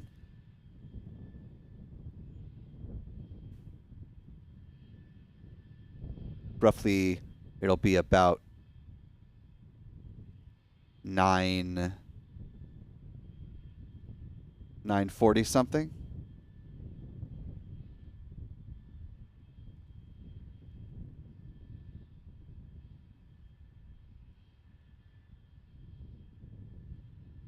Yeah, about 9:43 a.m. locally is, if I'm doing my time conversion correctly, that's about when ship will be splashing down in the waters of the Indian Ocean.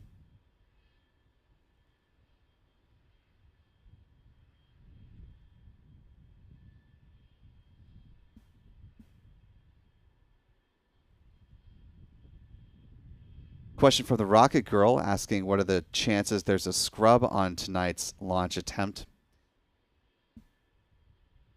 Well, weather is looking pretty good. Teams have pulled go for prop load, which is about to begin here in roughly 20 minutes.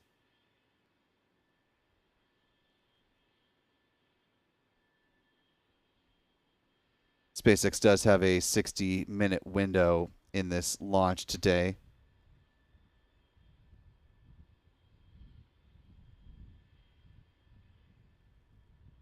There's a technical issue that comes up. They would have, depending on when they scrub, if they were to scrub, then that would determine when they would target a backup opportunity.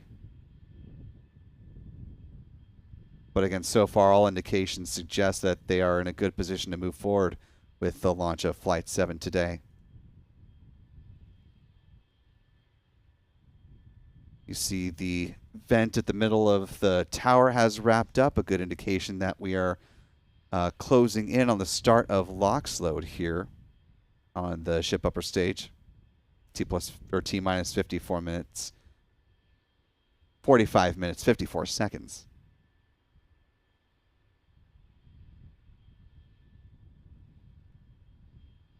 So just about 11 minutes from now.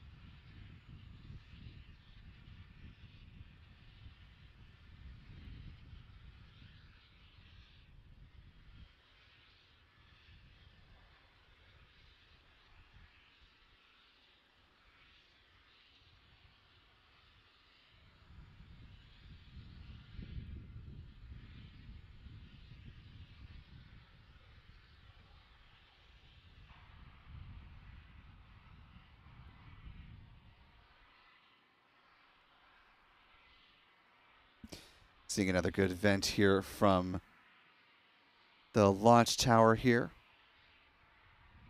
So we're T-minus 52 minutes, 14 seconds and counting.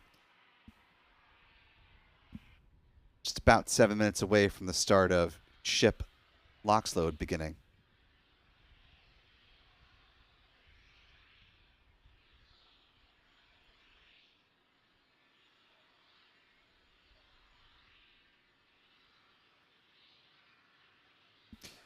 Question from Robert Wells asking if there are any damages detected so far with this ship and or booster. Don't believe so. Think everything is going along fine. SpaceX noted before they really got into the rhythm of this pre-fueling process that they weren't tracking any issues, I believe, on Starship.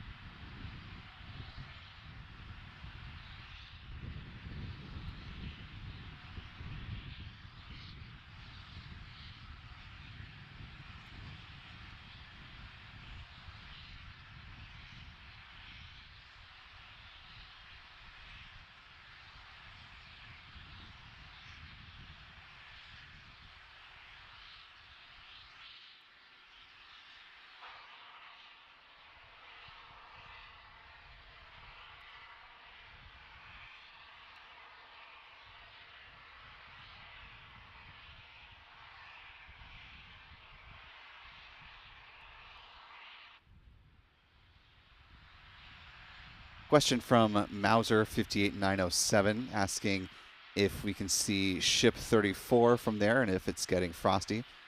They say I'd love for SpaceX to show it being tested during the flight. It's actually not being tested right now, and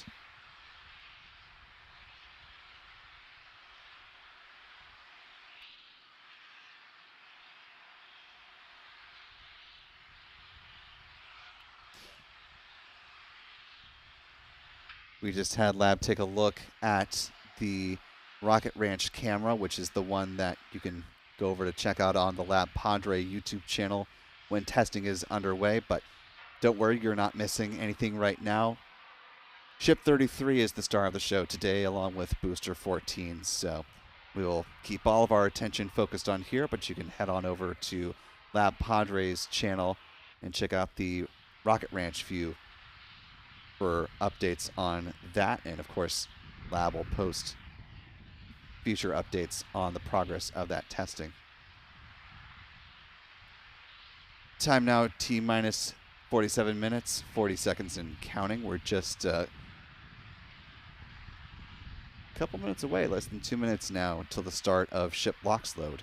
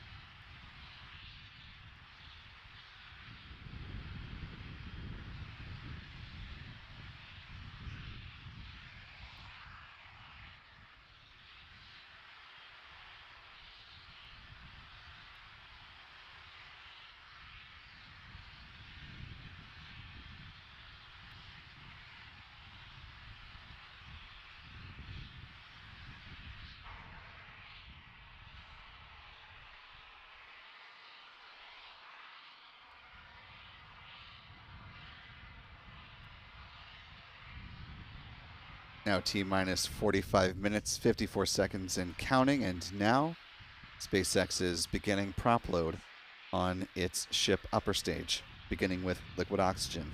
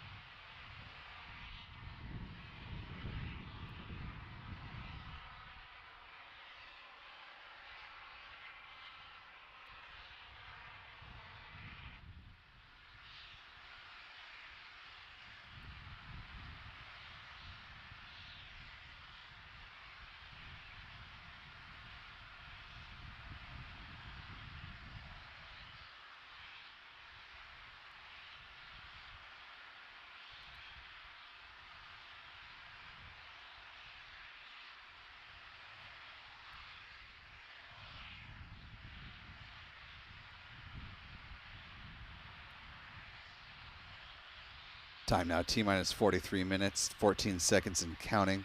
We are just about 10 seconds away from the start of liquid methane flowing on board the ship upper stage as well. Starting now.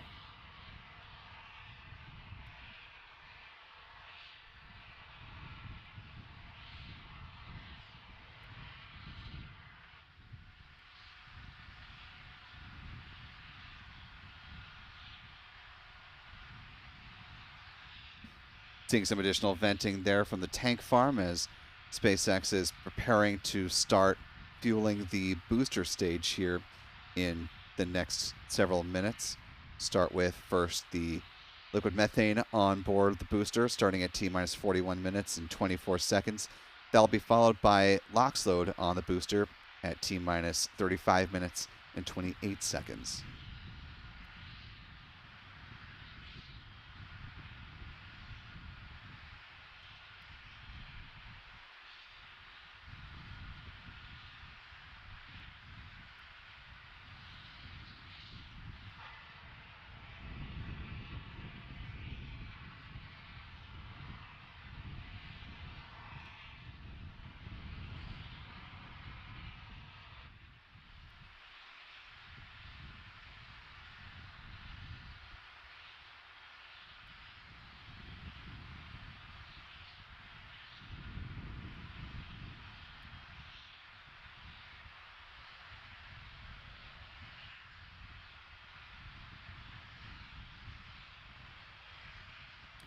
Time now, T minus 41 minutes, 24 seconds and counting, and now booster fuel load is underway.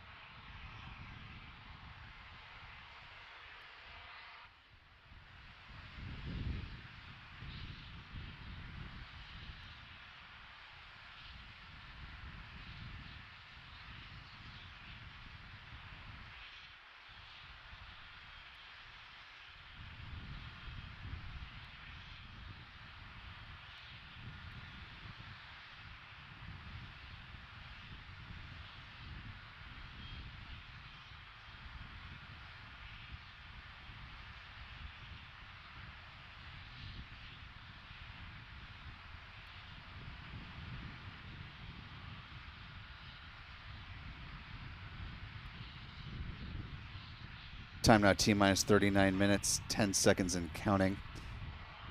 Just a few minutes away from the start of booster LOX load. If you want to go back to that shot real quick, you can see the frost lines starting to form on the ship upper stage as liquid methane, liquid oxygen have been flowing on board the upper stage now for a few minutes.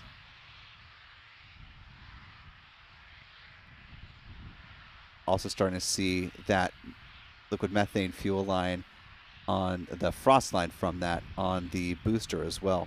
You look about halfway up the booster.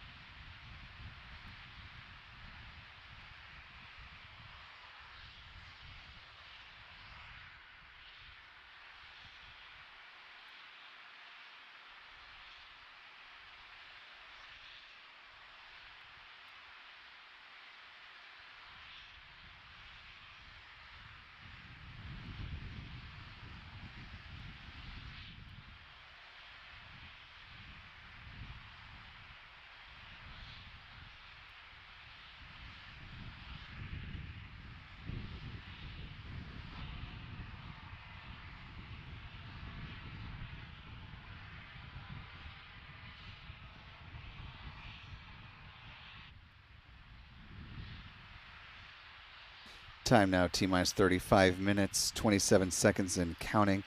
And at this point, the final fueling milestone is now underway. Liquid oxygen is flowing on board the booster stage of this fully integrated Starship rocket. Start to see that frost line form near the base of the Super Heavy booster. With that, want to bring back in our friend, Mr. Stephen Clark, space reporter over at Ars Technica. Works alongside Eric Berger over at the outlet. Stephen, welcome back. You're just in time to see the Starship really get frosty here. Yes, happy to be back. And the ship is coming alive. Booster is too. And we should be getting some views now from SpaceX momentarily. It looks like their webcast is starting, so we'll be working those into our live stream as well. Did want to wait till you were back, Stephen, to bring in one of the questions that we got, since it was specifically directed to you. Put it up on the screen so you can read it, and I'll say it out loud for those who may be visually impaired. For Clark, with the success of New Glenn, what aspirations do you see for Blue Moon this year now? Yeah, that's a good question. The New Glenn rocket, of course, is going to be the launch vehicle for Blue Origin's Blue Moon lunar lander. And Blue Origin is developing two versions of that vehicle, the lander, Blue Moon Mark 1 and 2. Mark 1 is going to be a cargo version of the Blue Moon. Mark 2 will be the crew version, and it will perform much the same function as Starship for NASA as the human landing system. So NASA will have two human-rated lunar landers, one from SpaceX, one from Blue Origin. And as for what's next for Blue Moon, Blue Origin plans to launch one of the early prototypes for Blue Moon on a test flight to attempt a landing on the moon, potentially before the end of the year. And that will be launching, of course, on the New Glenn rocket, probably several flights from now. And we mentioned earlier in the broadcast that NASA will have at least one science payload on the Blue Moon Mark 1 lander when it launches. And that will be the first of many test flights of Blue Moon leading up to its human rating for astronauts.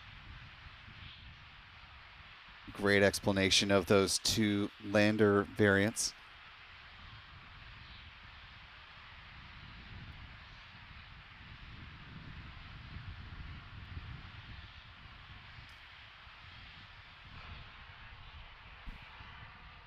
Just listening into the start of the broadcast here, things are continuing to move smoothly for SpaceX with its Starship rocket. Taking a nice look at a drone view that's circling the pad right now.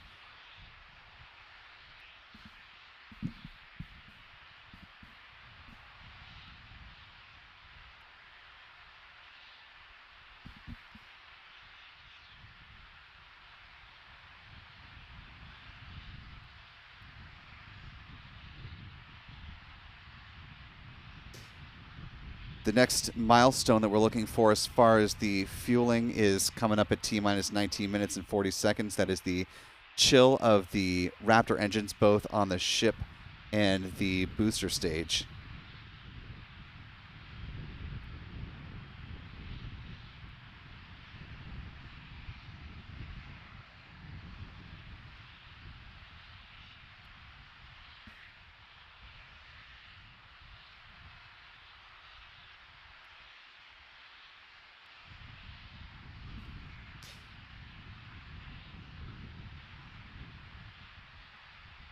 So we're at T-minus 31 minutes, 8 seconds, and counting. Want to bring in a question from Gypsy King that may seem somewhat simple on the face of it, but it's good for folks that are not as intimately familiar with the Starship program, Stephen. Not seeing it pop up on the screen, but the question reads, what is the reason for this launch? Is it the hopes of learning something or testing something? And I'll start and let you pick up the football from where I leave off. But broadly speaking, the Starship program is an iterative development program where SpaceX flies, learns, changes, and tests by flying again. And so each time that they launch one of these Starship flights, they are looking to improve various facets, whether that's the something like the flap design on the forward part of the ship upper stage, the fueling process for either the booster or the ship, the tiles that protect the system as it comes back through the atmosphere, a whole host of things as they're learning towards a both fully reusable version of Starship as well as one that can support payloads and eventually humans to low Earth orbit and beyond. Stephen, you want to add anything to that? Well, I think, Will, you explained it very well. And one thing I'll add, though, is I've heard SpaceX officials describes these Starship test flights with saying that the payload for these test flights is the data. It's not carrying customer satellites or not going off on a mission to the moon with these test flights. These are data gathering and learning exercises. And so the payload is the data, quite literally. That's what the engineers want to get back. And they will learn something, inevitably, from this flight. Obviously, they want the flight to go well. There are some outcomes that are better than others for all these test flights, but whatever happens, they'll learn something. If it goes very poorly, which I don't expect, they'll learn something that went wrong, a design change that they need to make potentially that will improve the reliability of the next one. And if things go right, then they know what works, and they know that they have a design that is meeting requirements, and they can look at other areas of the vehicle to make improvements. And it's also not that they're waiting to see exactly what goes right and what goes wrong with each individual one before they start the next flight hardware. As someone asked earlier about the status of Ship 34, they're already in the process of going through tests for the next ship upper stage that will fly in support of Flight 8. The booster for that mission also in work, and so they have quite a bit of hardware that is in flow down there at Starbase that they're working to learn from, and so that learning is extending out pretty far beyond just what is actually actively flying. Take this moment. Exactly. Oh, sorry, didn't mean to cut you off, Stephen. I was just going to say briefly, want to take this moment to explain we're watching the trajectory animation for the nominal flight plan for Ship 7, or Flight 7, but go ahead. Just agreeing with you, Will. I think you are exactly right. They have many ships, many boosters in undergoing at different stages of assembly and test right now at Starbase. One thing I wanted to mention briefly was back last summer, they had the ship, after the June test flight, which I believe was Flight 4, they had the ship for Flight 5 already built and nearly ready to fly. And based on what they learned from Flight 4 with the heat shield damage they observed during reentry of the ship, SpaceX engineers decided to beef up and replace the entire heat shield on the subsequent vehicle, and that resulted in a delay of a couple of months to the launch date.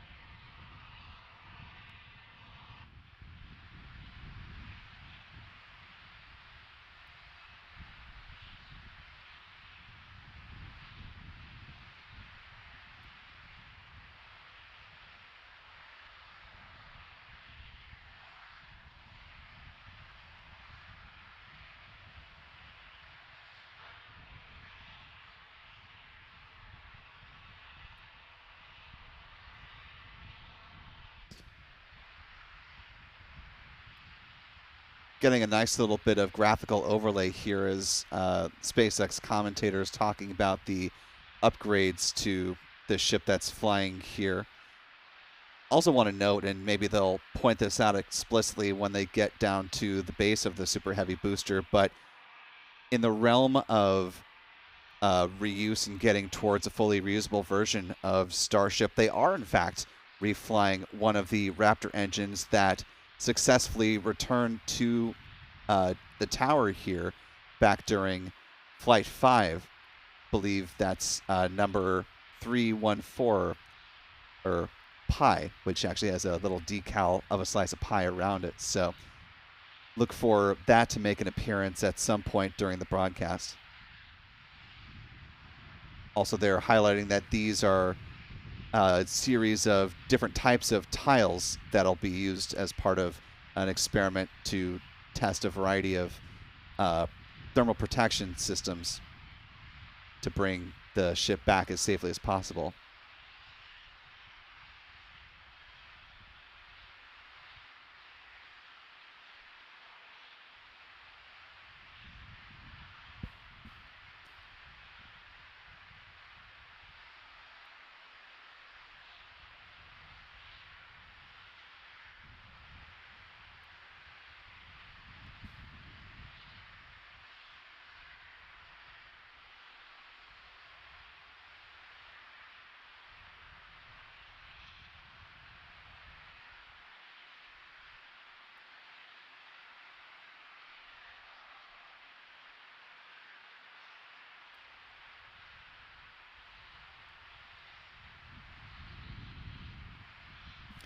This is some great video here, Stephen. This is our first really good look. I know, obviously, LabPadre was able to catch this from the ground when they were loading the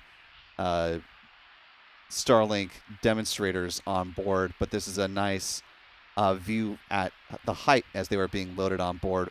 What's kind of your expectation of this first deployment from Starship? This is something that is wholly new that we haven't seen. We saw a test of the payload bay door on, I believe, Flight 3, but this will be the first time that we actually see Starship deploy anything from there. Yeah, I'm excited to see. I'm not sure quite what to expect. We've seen animations of the payload deployment that we're seeing now here on SpaceX's stream of the Pez dispenser, as they've nicknamed it, popping out those satellites one after the other. I'm curious to see how quickly are they really going to fly out of the payload bay that quickly when they deploy, or are they going to be spaced out at a slower speed? Eager to see all of that, and it's one of the things that is entirely new about this flight, as you mentioned. Yeah, I'm curious to see if they have any cameras that are on these simulators. Love to see some views as one of them is egressing the ship. Oh, there you see proof that it is Pi that is reflying from Flight 5 on board this mission here today.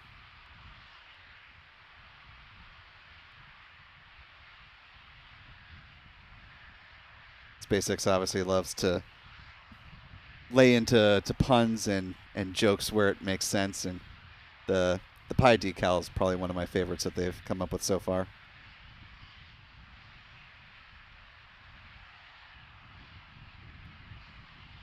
You know, Stephen, given this the first time that a Raptor is being reflown as a part of the fully integrated stack, what are you expecting SpaceX to learn? Well, obviously things to learn from that, but what is your expectation, maybe better question, of the performance of that engine on this flight?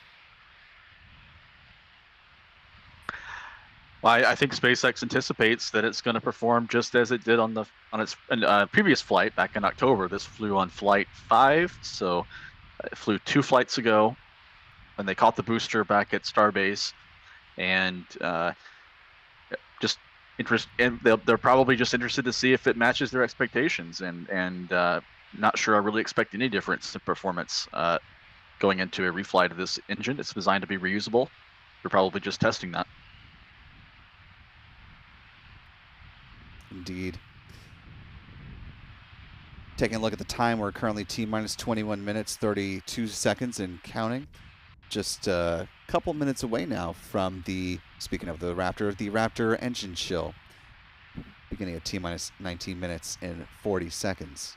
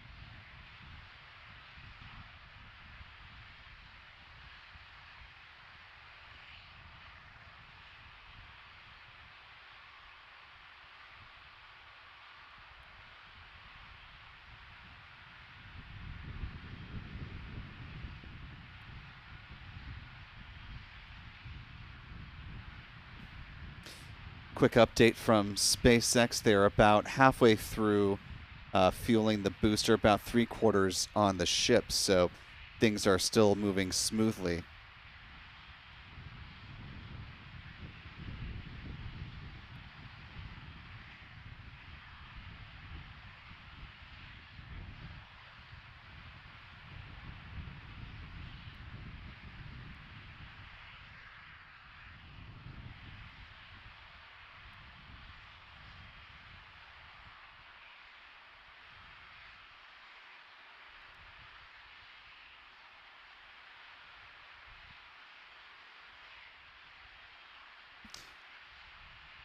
Now T-minus 19 minutes, 17 seconds and counting. The Raptor engine chill is underway. Quick question from the Gypsy King asking if this is going to be an orbital flight and reentry or just flying around and then reentry. At this point, SpaceX is just doing suborbital flights with its Starship rocket. Good question.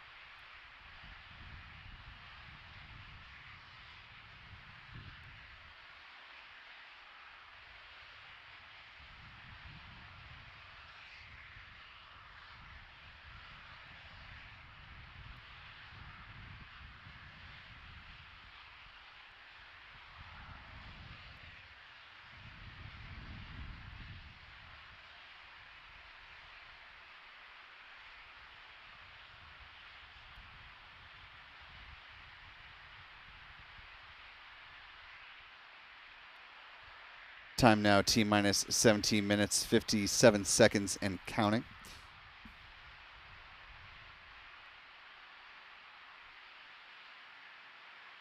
This view from LabPadre, who is at the rocket ranch right now.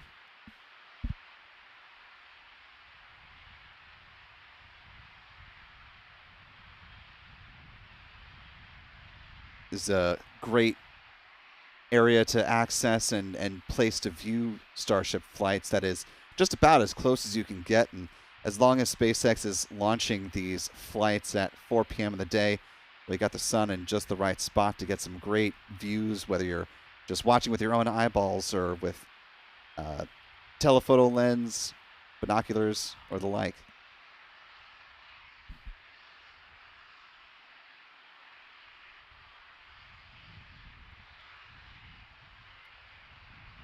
Want to give a big tip of the hat to all the folks who manage the Rocket Ranch for allowing us to be present, live stream, bring you these great views from the Rocket Ranch.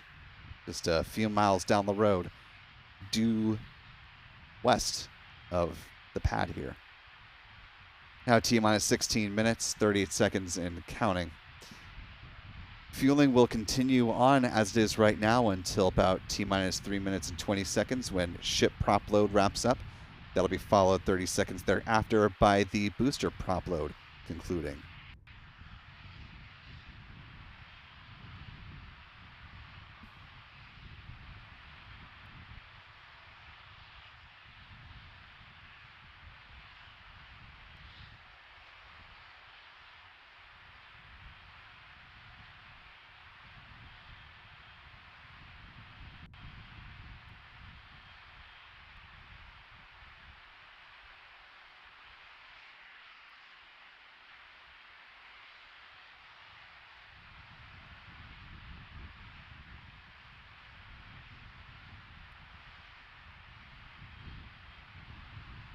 Taking a look up on one of the onboard cameras right now, looking up at the grid fins and the aft flaps on the ship upper stage. You can also see one of the chopstick arms that'll be used to grab the Super Heavy booster when it makes its way back towards the launch and landing tower.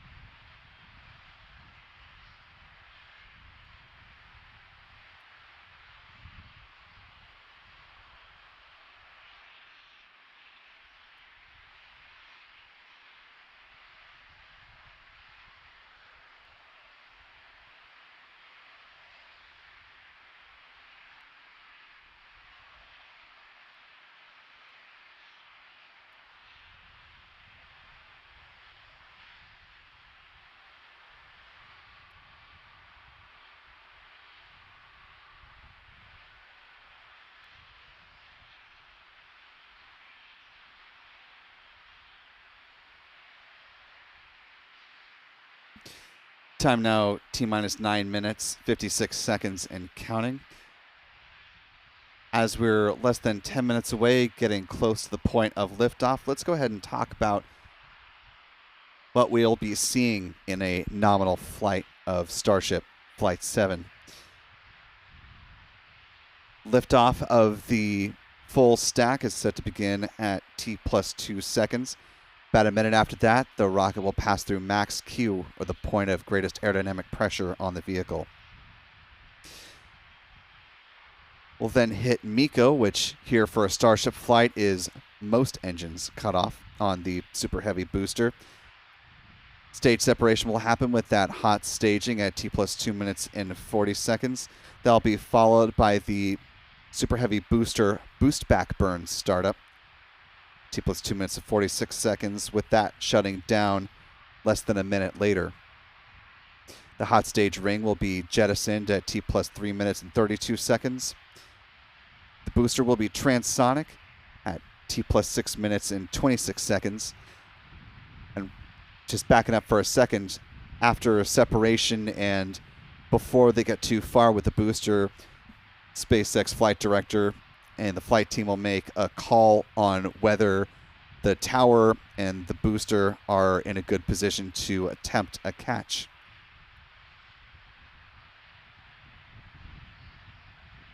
T+6 minutes 35 seconds, the booster landing burn will start up, assuming a call for the catch is made. The booster landing burn will conclude at T+6 minutes 55 seconds, with hopefully a catch at the tower just before that 7-minute mark.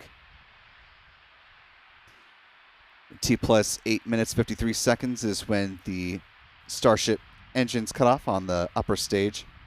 T+17 minutes 33 seconds is when those Starlink demonstrators will be deployed. About 20 minutes after that is when the in-space relight demo begins. Just a brief burn of one of those Raptor engines on the ship upper stage. Starship will make its entry back towards the Indian Ocean. T+47 minutes and 25 seconds. It'll be transonic, or traveling below the speed of sound, at T+1 hour, 3 minutes and 12 seconds. It'll be subsonic, about a minute and some change after that. It'll perform a landing flip at T+1 hour, 6 minutes and 12 seconds with an exciting landing. T+1 hour, 6 minutes and 38 seconds. And actually, you're seeing some video from SpaceX from Flight 5 and the catch. This is hopefully what we'll be seeing coming up here shortly after liftoff. Stephen, as we're in the final minutes into flight, just want to get your brief thoughts about what we're about to see and your final impressions pre-launch. And we'll come back to you on the other side of liftoff, of course, but before we get down to the final minutes. Yeah, well, I'm just excited to see another flight of Starship, and SpaceX is about to break its own record for the world's largest rocket by roughly 6 feet or a couple of meters. Since this vehicle is a little bit taller than the last one, so a new record will be set. That is a bit of trivia there, but most importantly, interested to see how the Raptor engines perform, the one that's being reflown, as well as the entire set of engines, and the heat shield during the Starship reentry, I think, will be something to watch. Absolutely, and hopefully we'll have some views just like you and I saw on Flight 5.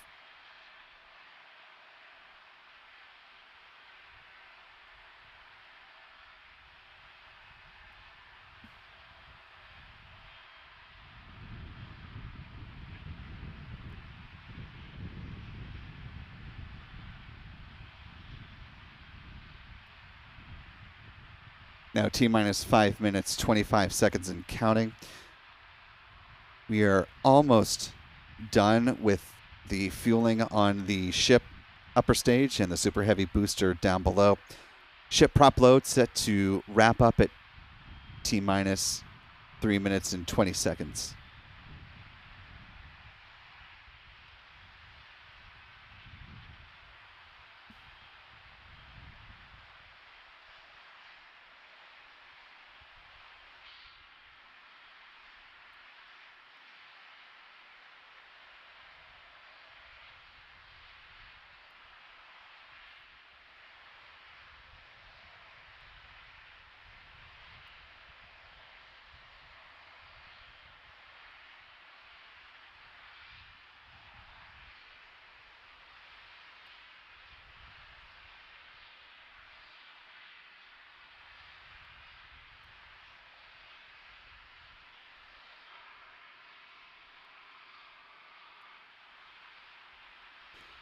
Let's take a quick update from SpaceX, the status check on the rocket here. That's super important. Great Our news. security guys, Mike, Kyle, Nick, the whole team out there in the elements, making sure everything's clear, doing a fantastic job. And we are coming up on 4 minutes and looking good for launch. Yeah, certainly exciting. Now, we do have an opportunity to hold at T-minus 40 seconds if necessary. This is a chance for us to perform additional checks if necessary.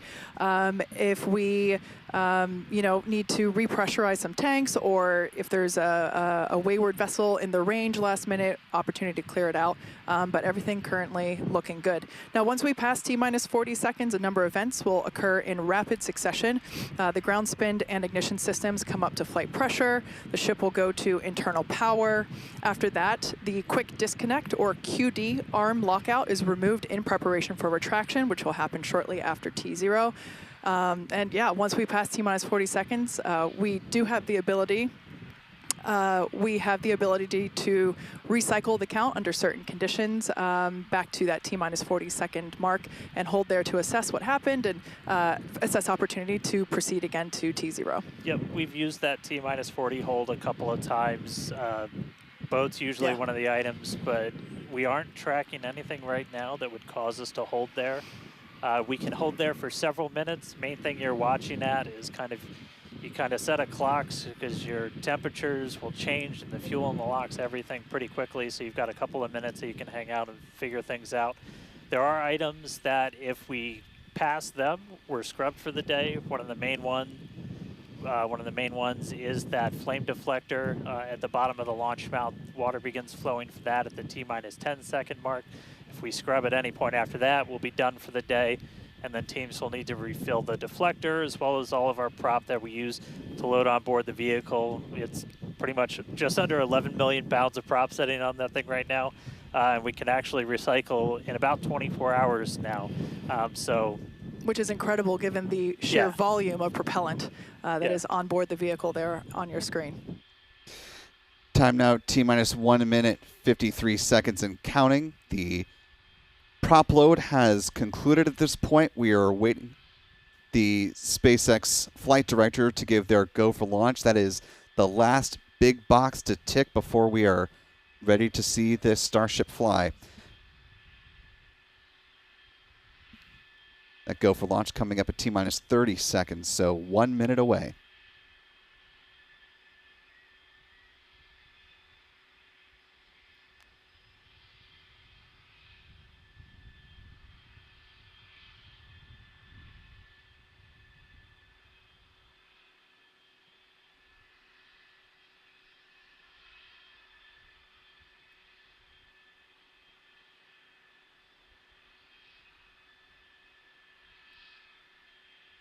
T-minus 1 minute and counting.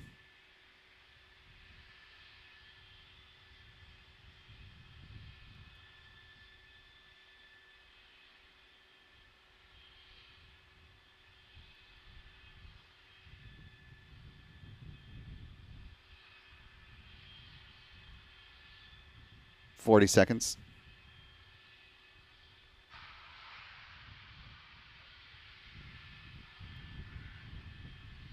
30 seconds.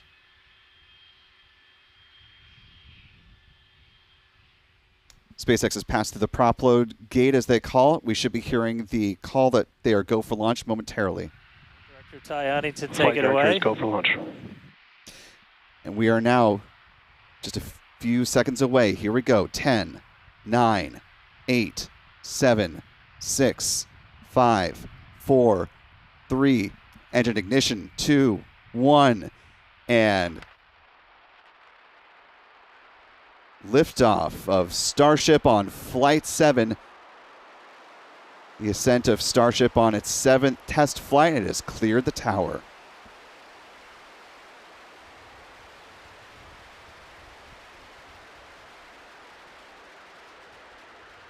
Looks like all 33 Raptor engines on the base of the Super Heavy booster are performing as expected, and a good ascent 30 seconds into flight.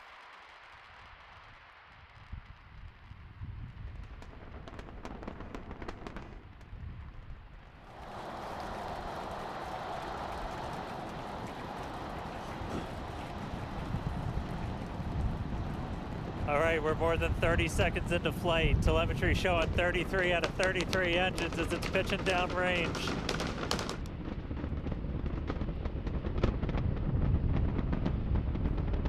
Now more than a minute into flight.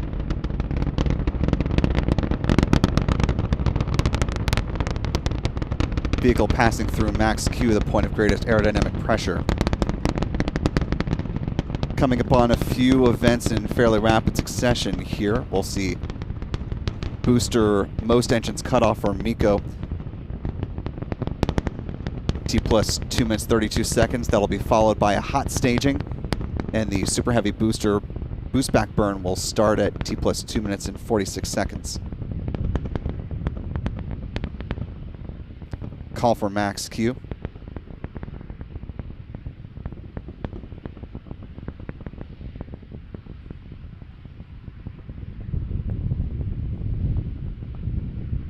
SpaceX launch teams are doing their necessary checks to ensure that the tower is ready to support a catch of the Super Heavy booster.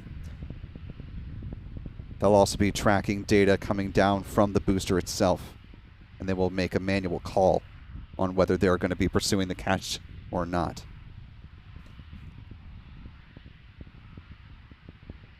Less than 20 seconds away to MECO.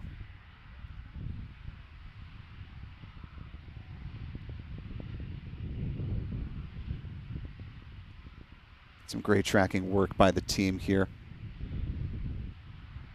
Coming up on MECO now. There you see MECO. Next will be hot staging. And the boost back burn startup.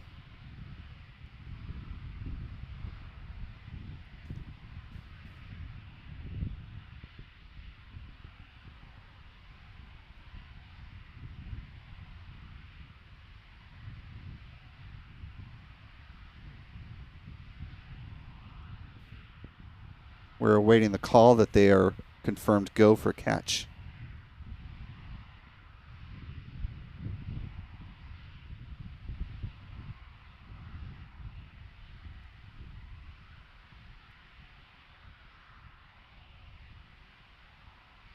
Hot stage jettison coming up here in just a few seconds.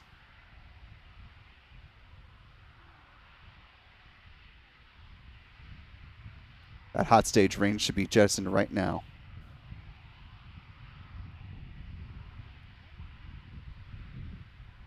Confirmation there, go for booster return. SpaceX is in fact going to go for the catch today.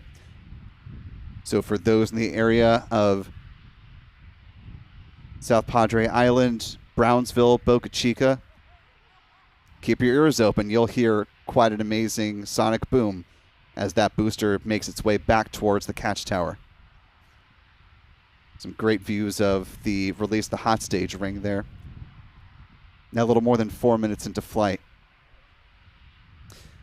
Coming up next, the Super Heavy booster will be transonic, or traveling below the speed of sound.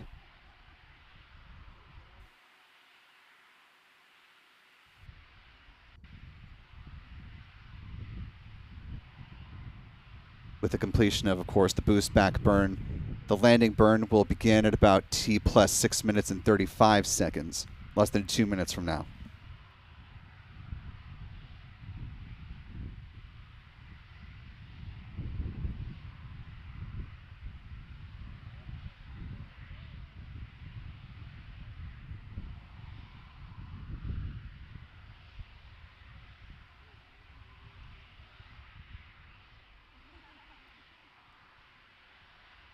Now a little more than 5 minutes into flight.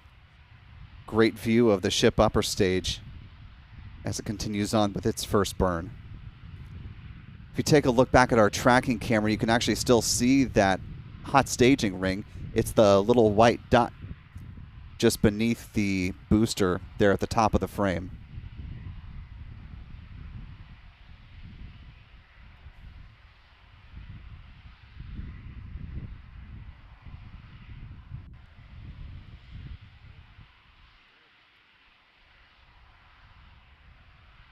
Some great views from the booster's onboard cameras. SpaceX said that they had 30 different camera views that are on board the ship and booster with this go around. So expect to see a lot of interesting views that perhaps we have not seen before as the booster makes its way back down in anticipation of the catch.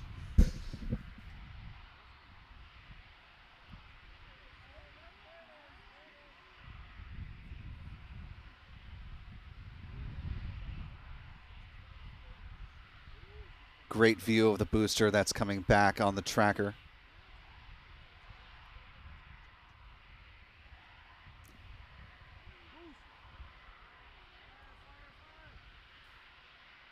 Landing burn set to begin in about 5 seconds.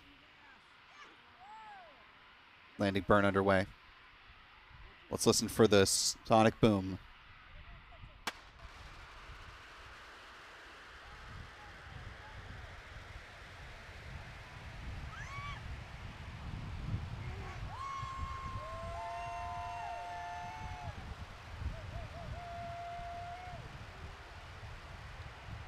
And it looks like a good catch of the Super Heavy booster for the second time.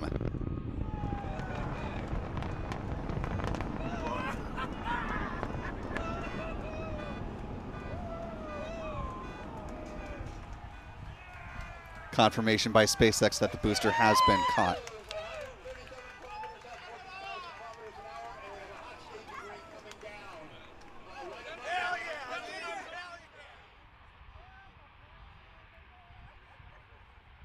Big congratulations to SpaceX for, on attempt number 3, and for the second time, catching the Super Heavy booster back safely at the tower in the arms of the chopsticks.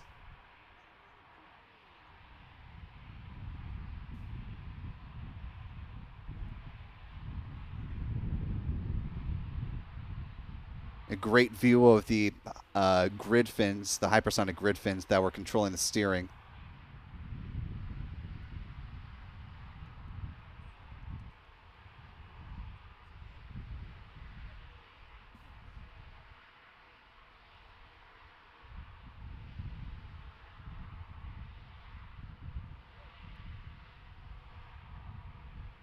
And as the Super Heavy booster has been caught, ship upper stage still soldiers on.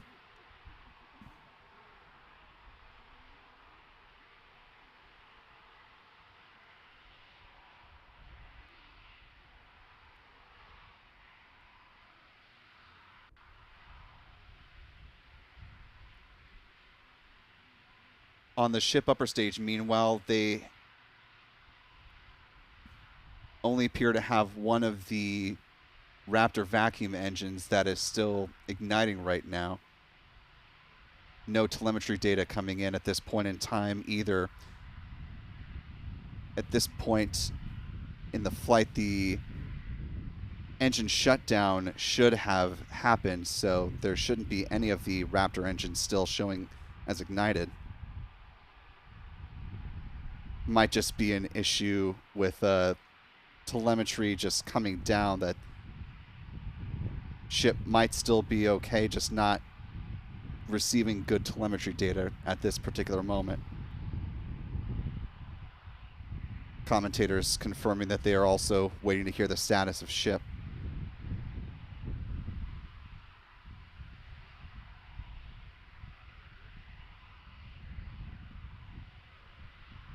One part of this mission appears to have gone exceedingly well, waiting to get the status of the ship upper stage, S-33. Notable, this was the first Block 2 version of the ship upper stage.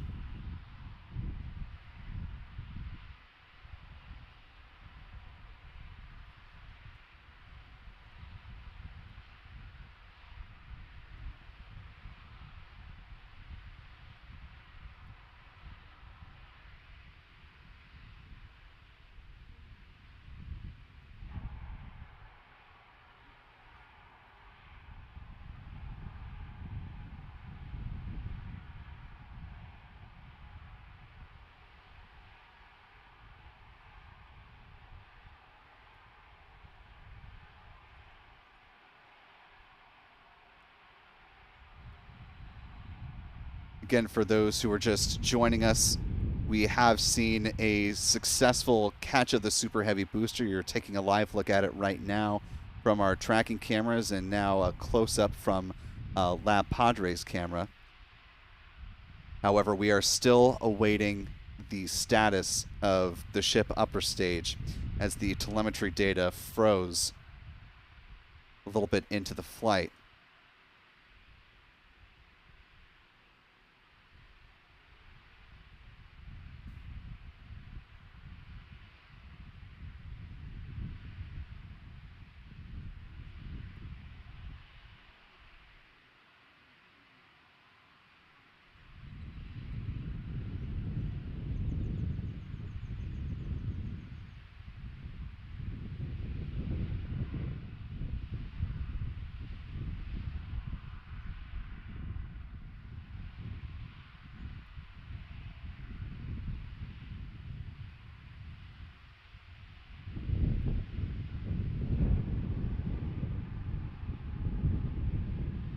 Let's listen in for a status check.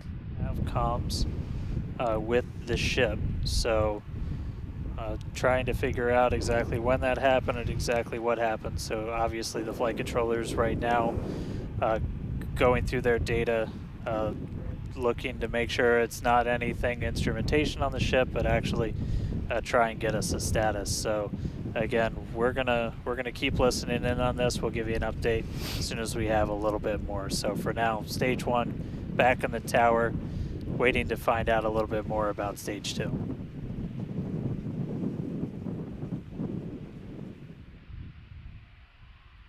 And there you have an update from SpaceX commentator. As he noted, that they have lost communications with the ship upper stage, going back and reviewing the data as they have it right now to determine when that cutoff happened and get some indication of why.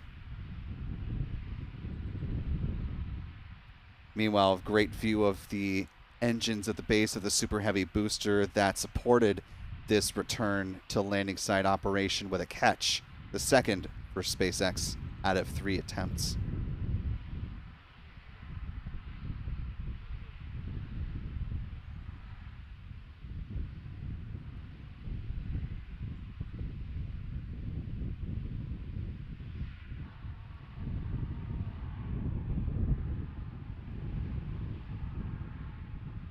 Let's listen back in.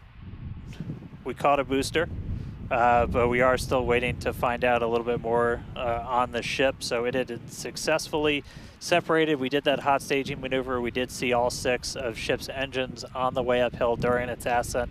But as we were getting to the end of that ascent burn, we saw engines dropping out on telemetry, and we have since lost contact with the ship. So again, we're still listening in on the loops, trying to figure out how much we can get right now. But again, stick with us. We'll bring you updates as soon as we hear them. Really exciting. We were able to catch the booster today. Obviously, we want to get the ship all the way over to the Indian Ocean. May not be able to do that at this point, but we'll give you some updates as soon as we hear a little bit more about the ship. For those that didn't catch earlier, this was a new version of the ship. This was its debut flight. So a lot of learnings here for sure as we continue to tune in and listen in with the teams and try to gather more information to understand where we stand with the ship. But as Dan mentioned before, teams are trying to make sure that it's not an instrumentation error. We want to find out if it's, did we just lose communication or did something else happen with the ship? So teams are actively working, trying to figure out what we can find out, and we're continuing to listen in and find out more information to share as we can. But as we said before, and you can see it there on your screen, what a beautiful, beautiful sight to see another booster back at the launch tower.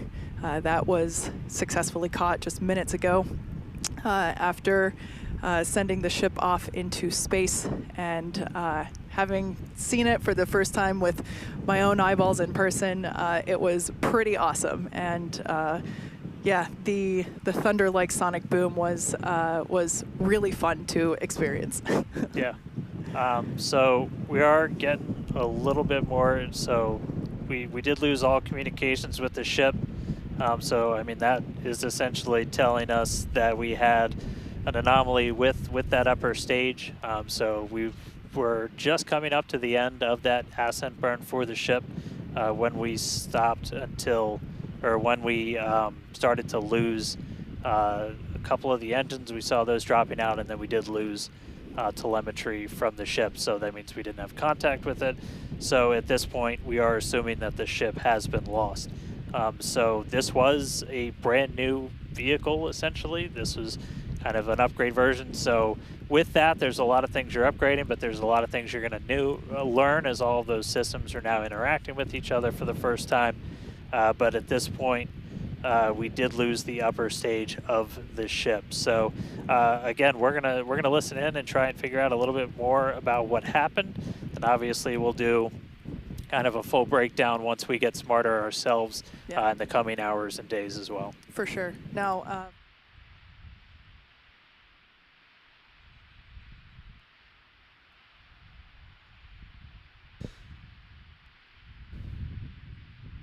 Now 17 minutes post liftoff, as you've been hearing from the SpaceX commentators, the ship per SpaceX has been lost after they had lost communication.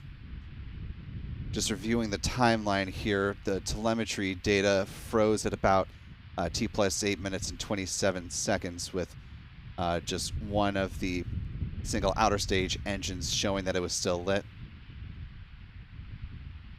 Just going back and looking at some of these milestones here, the telemetry data from what was provided by SpaceX on screen showed the loss of a center engine about T plus 7 minutes and 40 seconds. Then you saw another center engine go out at T plus 8 minutes and 3 seconds, an outer engine at 8:04, another outer engine at 8:18, and the last center engine at 8:23 post liftoff. Want to bring in Stephen Clark, space reporter at Ars Technica, back again with us, who's been watching this all unfold with us live. Stephen, it's sort of tale of 2 points of success and 1 point of disappointment. Let's start with where things went right with the catch of the Super Heavy booster. You know, this also featured the reuse of a refurbished Raptor engine. We've still got it supported out there at the tower. Your thoughts on just that part of the mission? Yeah, well, it was remarkable to see the booster come back and be caught again by the Mechazilla arms at the launch tower. That's 2 for 2 now. When they've tried to actually bring the booster back to Starbase, they've caught it both times. So that's a good feather in SpaceX's cap going forward. They seem to have got that down, so to speak. Probably more still to be tested and demonstrated to gain confidence going forward with the catch.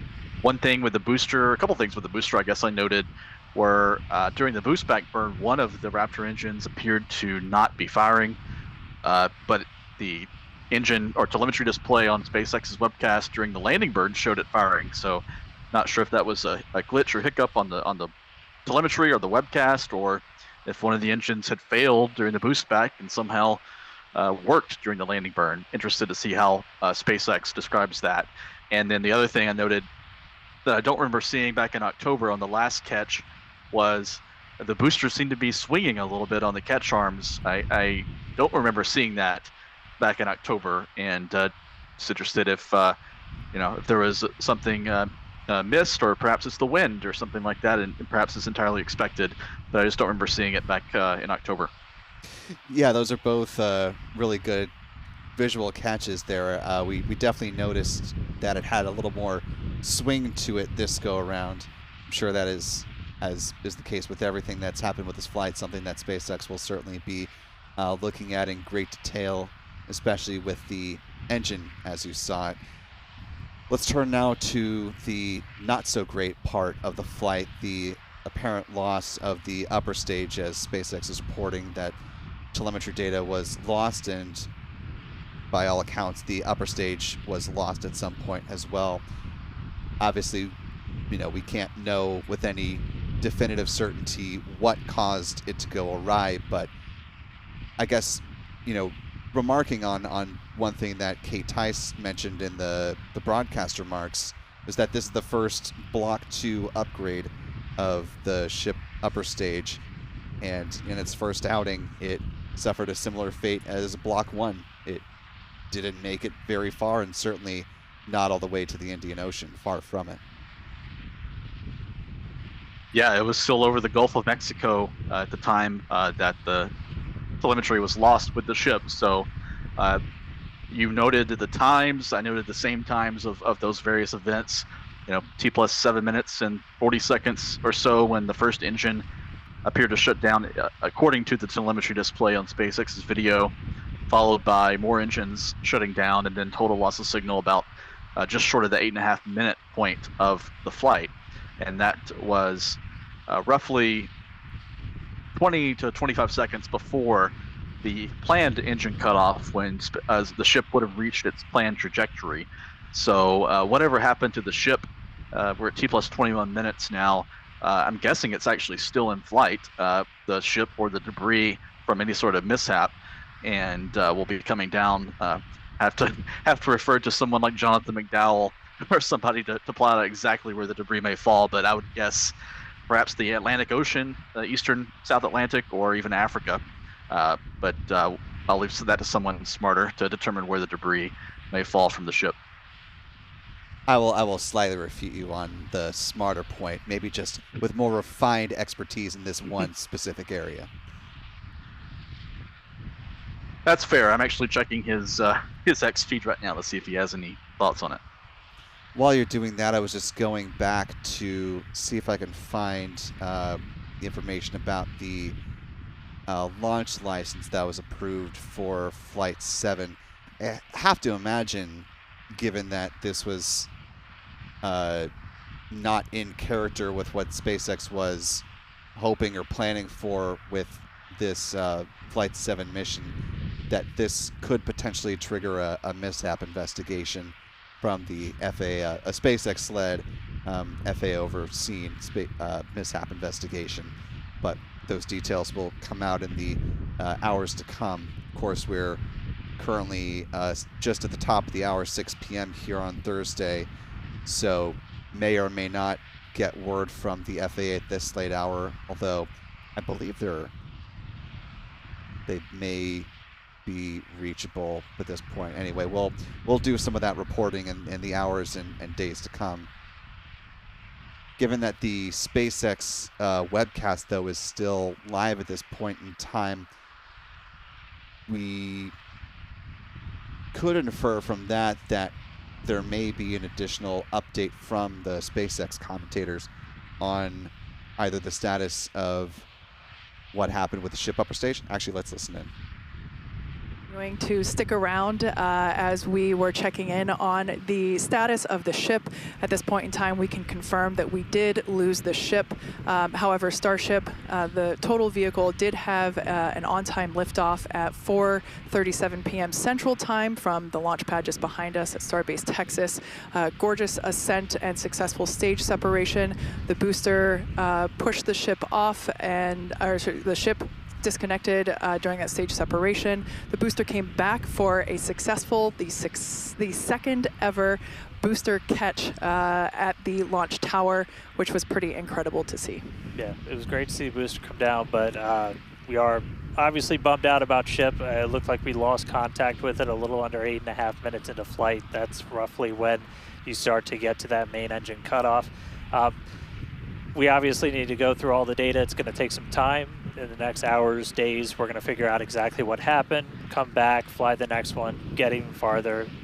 Reminder, it's a test. It's a flight test. It's an experimental vehicle. So we'll figure out what ended our day today and make sure it doesn't end our day tomorrow. So as we do that, we're going to continue to provide you updates on our X account on SpaceX.com. So just continue to tune in there. As we learn what happened, we'll be ready to share it.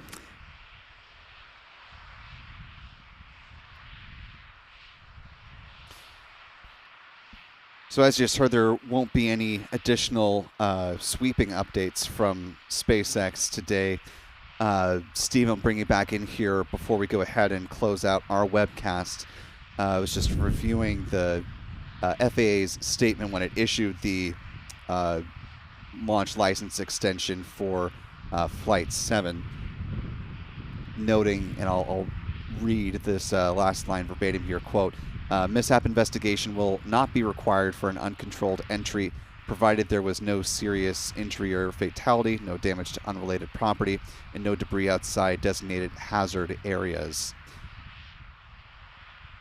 I think that last part, and I'm curious on your read on this, but, you know, I'm guessing, you know, and someone like a Jonathan McDowell may be able to more definitively identify where the, you know, literal pieces may fall, and metaphorically as well, but I think this may be our indication of whether or not this particular loss of the ship may in fact trigger a mishap investigation. What are your thoughts? Exact same thought, Will. I was about to say that last see part. Some fire. Sorry to cut you off, Stephen. We are seeing a little bit of fire here on the Super Heavy booster now. Not sure if that was intentional or not. Just odd timing.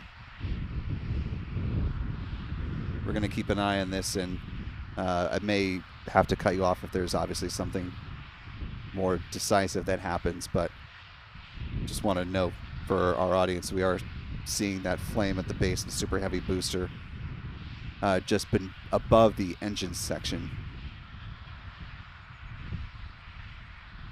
It's a little bit hard to see at certain points because of the lighting, if it's still burning. We're adjusting some of our other cameras to see if we can get a better view.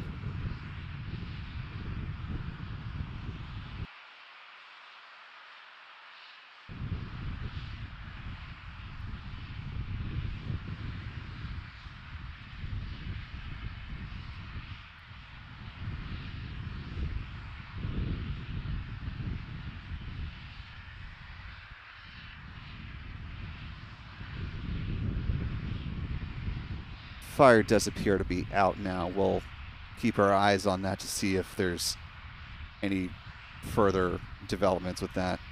But Stephen, going back to the FAA's characterization of what would lead to a mishap investigation, or what they describe as what would not be required, or what would not trigger a mishap investigation, but your thoughts on that? Yeah, I was just going to agree with you. That last part is probably what is going to trigger the mishap investigation. You know, debris falling outside of the hazard area, and you know, falling over the Atlantic Ocean potentially. Hopefully, didn't fall over land, and you know, unlikely. Even if it fell over land, unlikely it would damage property or harm someone. But almost certainly fell outside of any hazard area. So I think that will trigger a mishap investigation.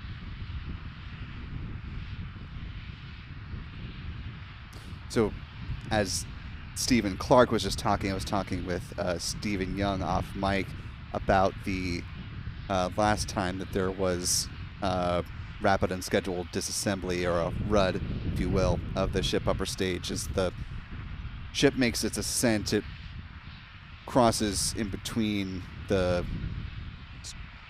Straits of Florida, around Florida and Cuba, and so possibly, depending on exactly where the breakup happened and where those pieces of debris may fall back down, that could be potentially an area of investigation as well. Obviously, since this is not part of the SpaceX predicted flight plan, would not be overly shocked to see a mishap investigation be triggered by this, but we will be reaching out to the FAA and work to get you, our audience, a definitive answer on that. So look for further updates in the coming hours.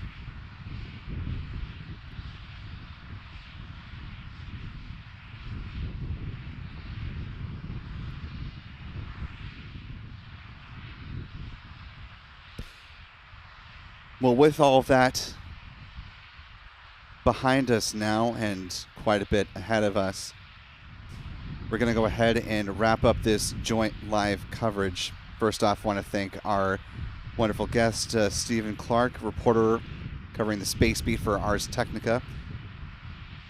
Obviously, they can go to the website, Stephen, but for folks that want to follow your work in various spots, where else can people check out what you've got going on? Yeah, arstechnica.com is where my work is published, and I am fairly active on X, not as much as I used to be, but I do post links to my stories on X and occasional commentary. At Stephen Clark 1 is my X handle. And we will look for your reporting on this and many, many other stories, as it's a very young year in the realm of space. And obviously, as we talked about earlier, a new incoming NASA administrator, so lots to delve into over the days, months, and year to come. Stephen Clark, Ars Technica, thanks for being with us, my friend. Talk to you soon.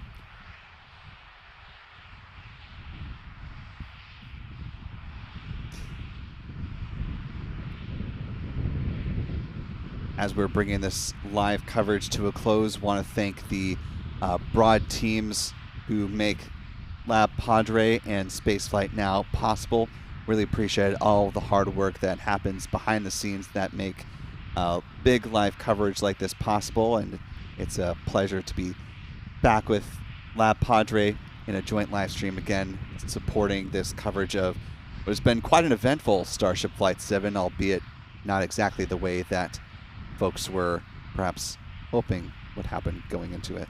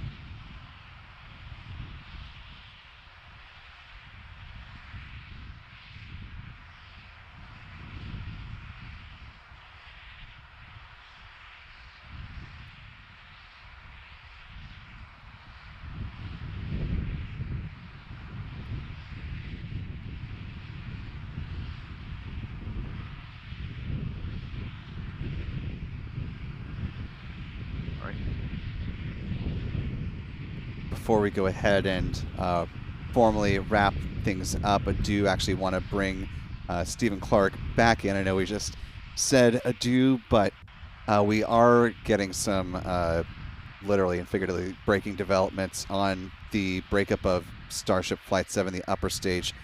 Quite a number of videos are starting to pop up online showing the breakup, and you can see it streaking up across the sky. One user describing it breaking up over the Turks and the Caicos. Stephen, you're starting to see some of these videos as well. Excuse me, voice cracking a little bit, but some incredible views of the breakup of Ship 33. Yes, yes. There's a video I'm looking at right now from the Icon of the Seas, a cruise ship that was in the Caribbean Sea, based on the originator of the video, showing what looks to be the explosion of the Starship. See a big puff in the sky right at twilight, so that probably aided in the visibility, followed by debris trails coming out of it. But you know, I would say all these videos need to be verified, but there's so many of them. I think that these are real videos, but they're pretty remarkable. Yeah, obviously we're not showing them right now, because we are not the ones who took the video, and we're waiting for permission for sharing with our audience. But B, obviously we're also, like other journalists, working to verify and be able to attribute them. But as you mentioned, Stephen, just the timing that all of these were coming out and coming together, the angle of them, the similarity across all these videos certainly does lend credence to this being the breakup of the ship upper stage. Really quite something.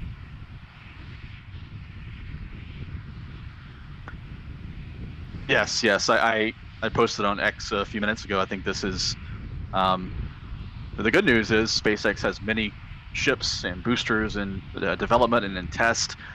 So I wouldn't say this is a significant setback, really, based on the video is obviously quite dramatic, but when you think about it, I think it was Flight 2 failed at a similar point in flight, and debris fell over the same kind of area north of Puerto Rico. There was some video of that, but it was in the mid-morning hours, so the video was not as spectacular as what we're seeing on social media right now because of the lighting. This happened right at twilight, right around sunset local time there in the Caribbean and in the Turks and Caicos region. So not sure this is actually significantly different than what happened back on Flight 2, which was November 2023, if my memory serves. Yes. But the video is remarkable, and I think this is obviously going to require an FAA mishap investigation, and probably I'm guessing it'll be at least a couple of months at least, before we see Starship fly again. Yeah, and of course, as we were talking about earlier in the broadcast, NASA and SpaceX were really wanting to get into the flow of the prop transfer demonstration, which will require a fairly large number, comparatively, of Starship flights in order to fill up a tanker in low Earth orbit. And there are still a number of steps to get to between here and the start of that campaign, and this is potentially going to slow that down, just getting to that point, just getting to flight number 8, and what SpaceX was potentially angling for with the catch of the ship upper stage. Now there are going to be a lot of questions on whether they're ready for that, what the Flight 8 profile will look like, and what the next steps are for SpaceX. Yeah, well, all speculation at this point, but I think SpaceX wanted to see the good performance of the heat shield on the ship, and everything worked during the reentry just as intended before they attempted a catch and return to launch site with the ship. And they didn't get that clearly with this flight, so I think there will be a redo in some sense on Flight 8. and the ship catch will be deferred till later in the year. But yeah, the video, again, for your listeners, the video is spectacular. I just keep going back to that. Kind of scary a little bit, to be honest with you, but I'm caveating that with the fact that this same thing happened on Flight 2 around the same time of the flight, and likely the same sort of debris fell around the same area, actually. And we just didn't have the video of it because of the time of day that it happened. This happened at twilight, and it was the perfect condition. They were the perfect conditions in the area to see this and capture video of it as the debris fell into hopefully the open ocean in the Atlantic Ocean.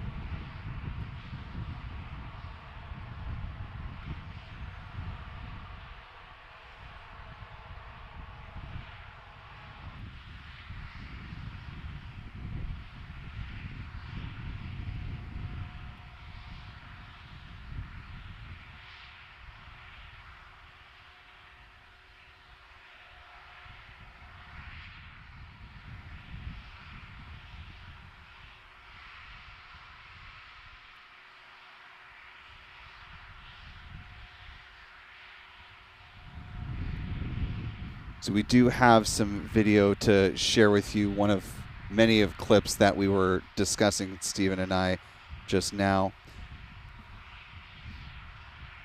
This is the view from the Turks and Caicos that we were talking about, and just given the fact that we don't often get to see firsthand video of a breakup like this with such great clarity, and you can tell just because of the lighting conditions right here, you get a nice reflection from the sun glinting off of the various pieces of the ship upper stage. But Stephen, now that we have video to talk back and refer to, just wanted to see if you can add any additional color to what we're actually seeing here.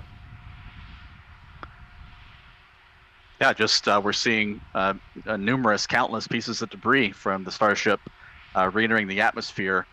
Looks like, from the Turks and Caicos, don't know. That territory obviously includes numerous islands, multiple islands at least, so I'm not sure which island this was taken from. But flying right overhead, it looks like from the viewpoint of this person operating or recording this with their smartphone. And again, as I mentioned, right at twilight, so spectacular. Sorry to cut you off. We are seeing another flame near the base of the first stage booster. Just want to call that out as it's just begun. Something else that I don't recall, and as the booster during Flight 5 was coming back, there was a little bit of flame coming back when the booster was returning, but this is now twice since the catch that we've seen this flame pop up.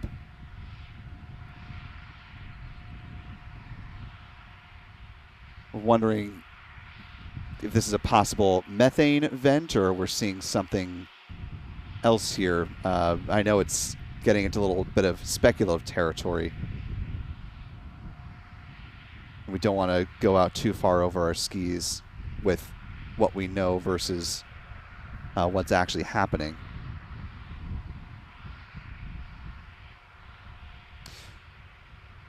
Where SpaceX can just let the LOX vent, there will be some methane left in the tank as well. This might be part of SpaceX's process of removing it from the Super Heavy booster, and it just looks more dramatic than it actually is potentially worrying.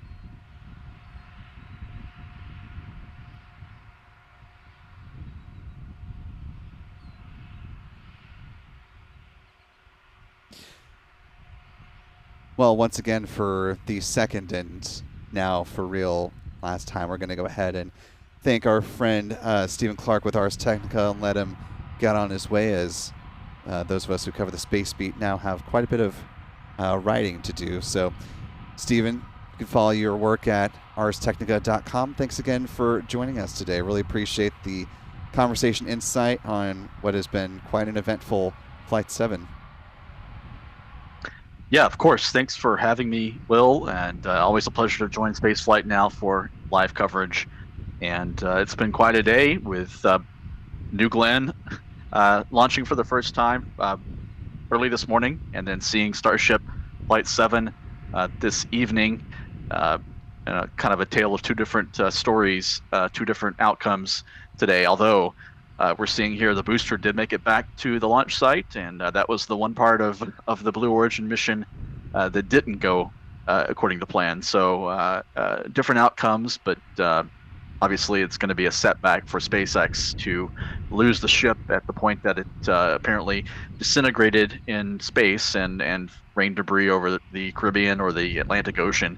And it'll be interesting. It'll be a very fascinating story to follow over the coming hours and days, because I think there will be several things to write about going forward in terms of the investigation, both from a technical aspect and from a regulatory aspect. Absolutely. It's going to be an interesting reporting week as we're coming out to the end of it. Lots of questions yet to be answered. Once again, Stephen Clark, Ars Technica, we look forward to following your work and having you back on with Flight 8 whenever that may be. Of course, looking forward to it, hopefully at Starbase. Yes, sir. Want to thank our moderators in both live chats who've been doing some great work over the course of this multi-hour stream, a big coverage of Starship Flight 7. Big thanks once again to the folks at the Rocket Ranch for supporting tracking views out there and helping us give some great context to this launch and the second booster catch so far.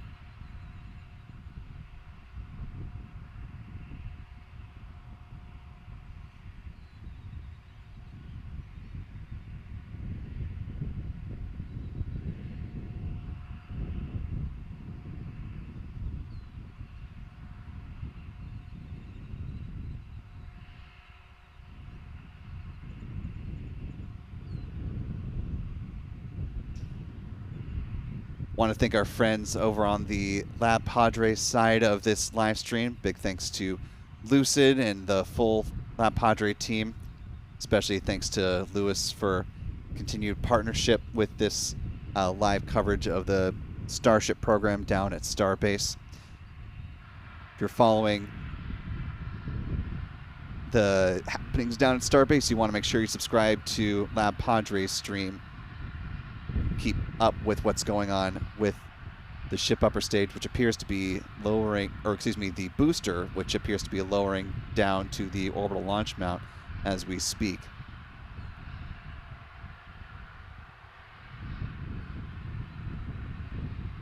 Want to thank our own photographer, Adam Bernstein, making the trek down to Starbase, providing some great tracking views as well.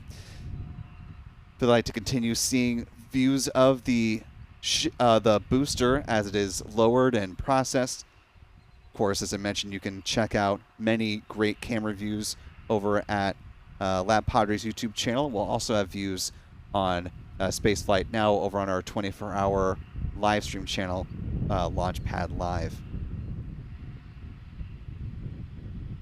Want to thank the channel member communities for both LabPadre and Spaceflight Now for making live coverage like this possible, especially when it comes to big events and big news-making events, as we've had today and really throughout the course of the week. I want to thank our Spaceflight Now editor, Stephen Young, for providing the technical support for this coverage as well. Most importantly, though, want to thank you for wherever you've been watching this live stream coverage from, whether you're watching through Spaceflight Now or through LabPadre. We sincerely appreciate you being with us for a very eventful day. For all of us here at LabPadre and Spaceflight Now, I want to thank you once again for your time and attention and your interest in the space program. For Spaceflight Now, I'm Will Robinson Smith, and we will see you next time, folks. And until then, bye-bye.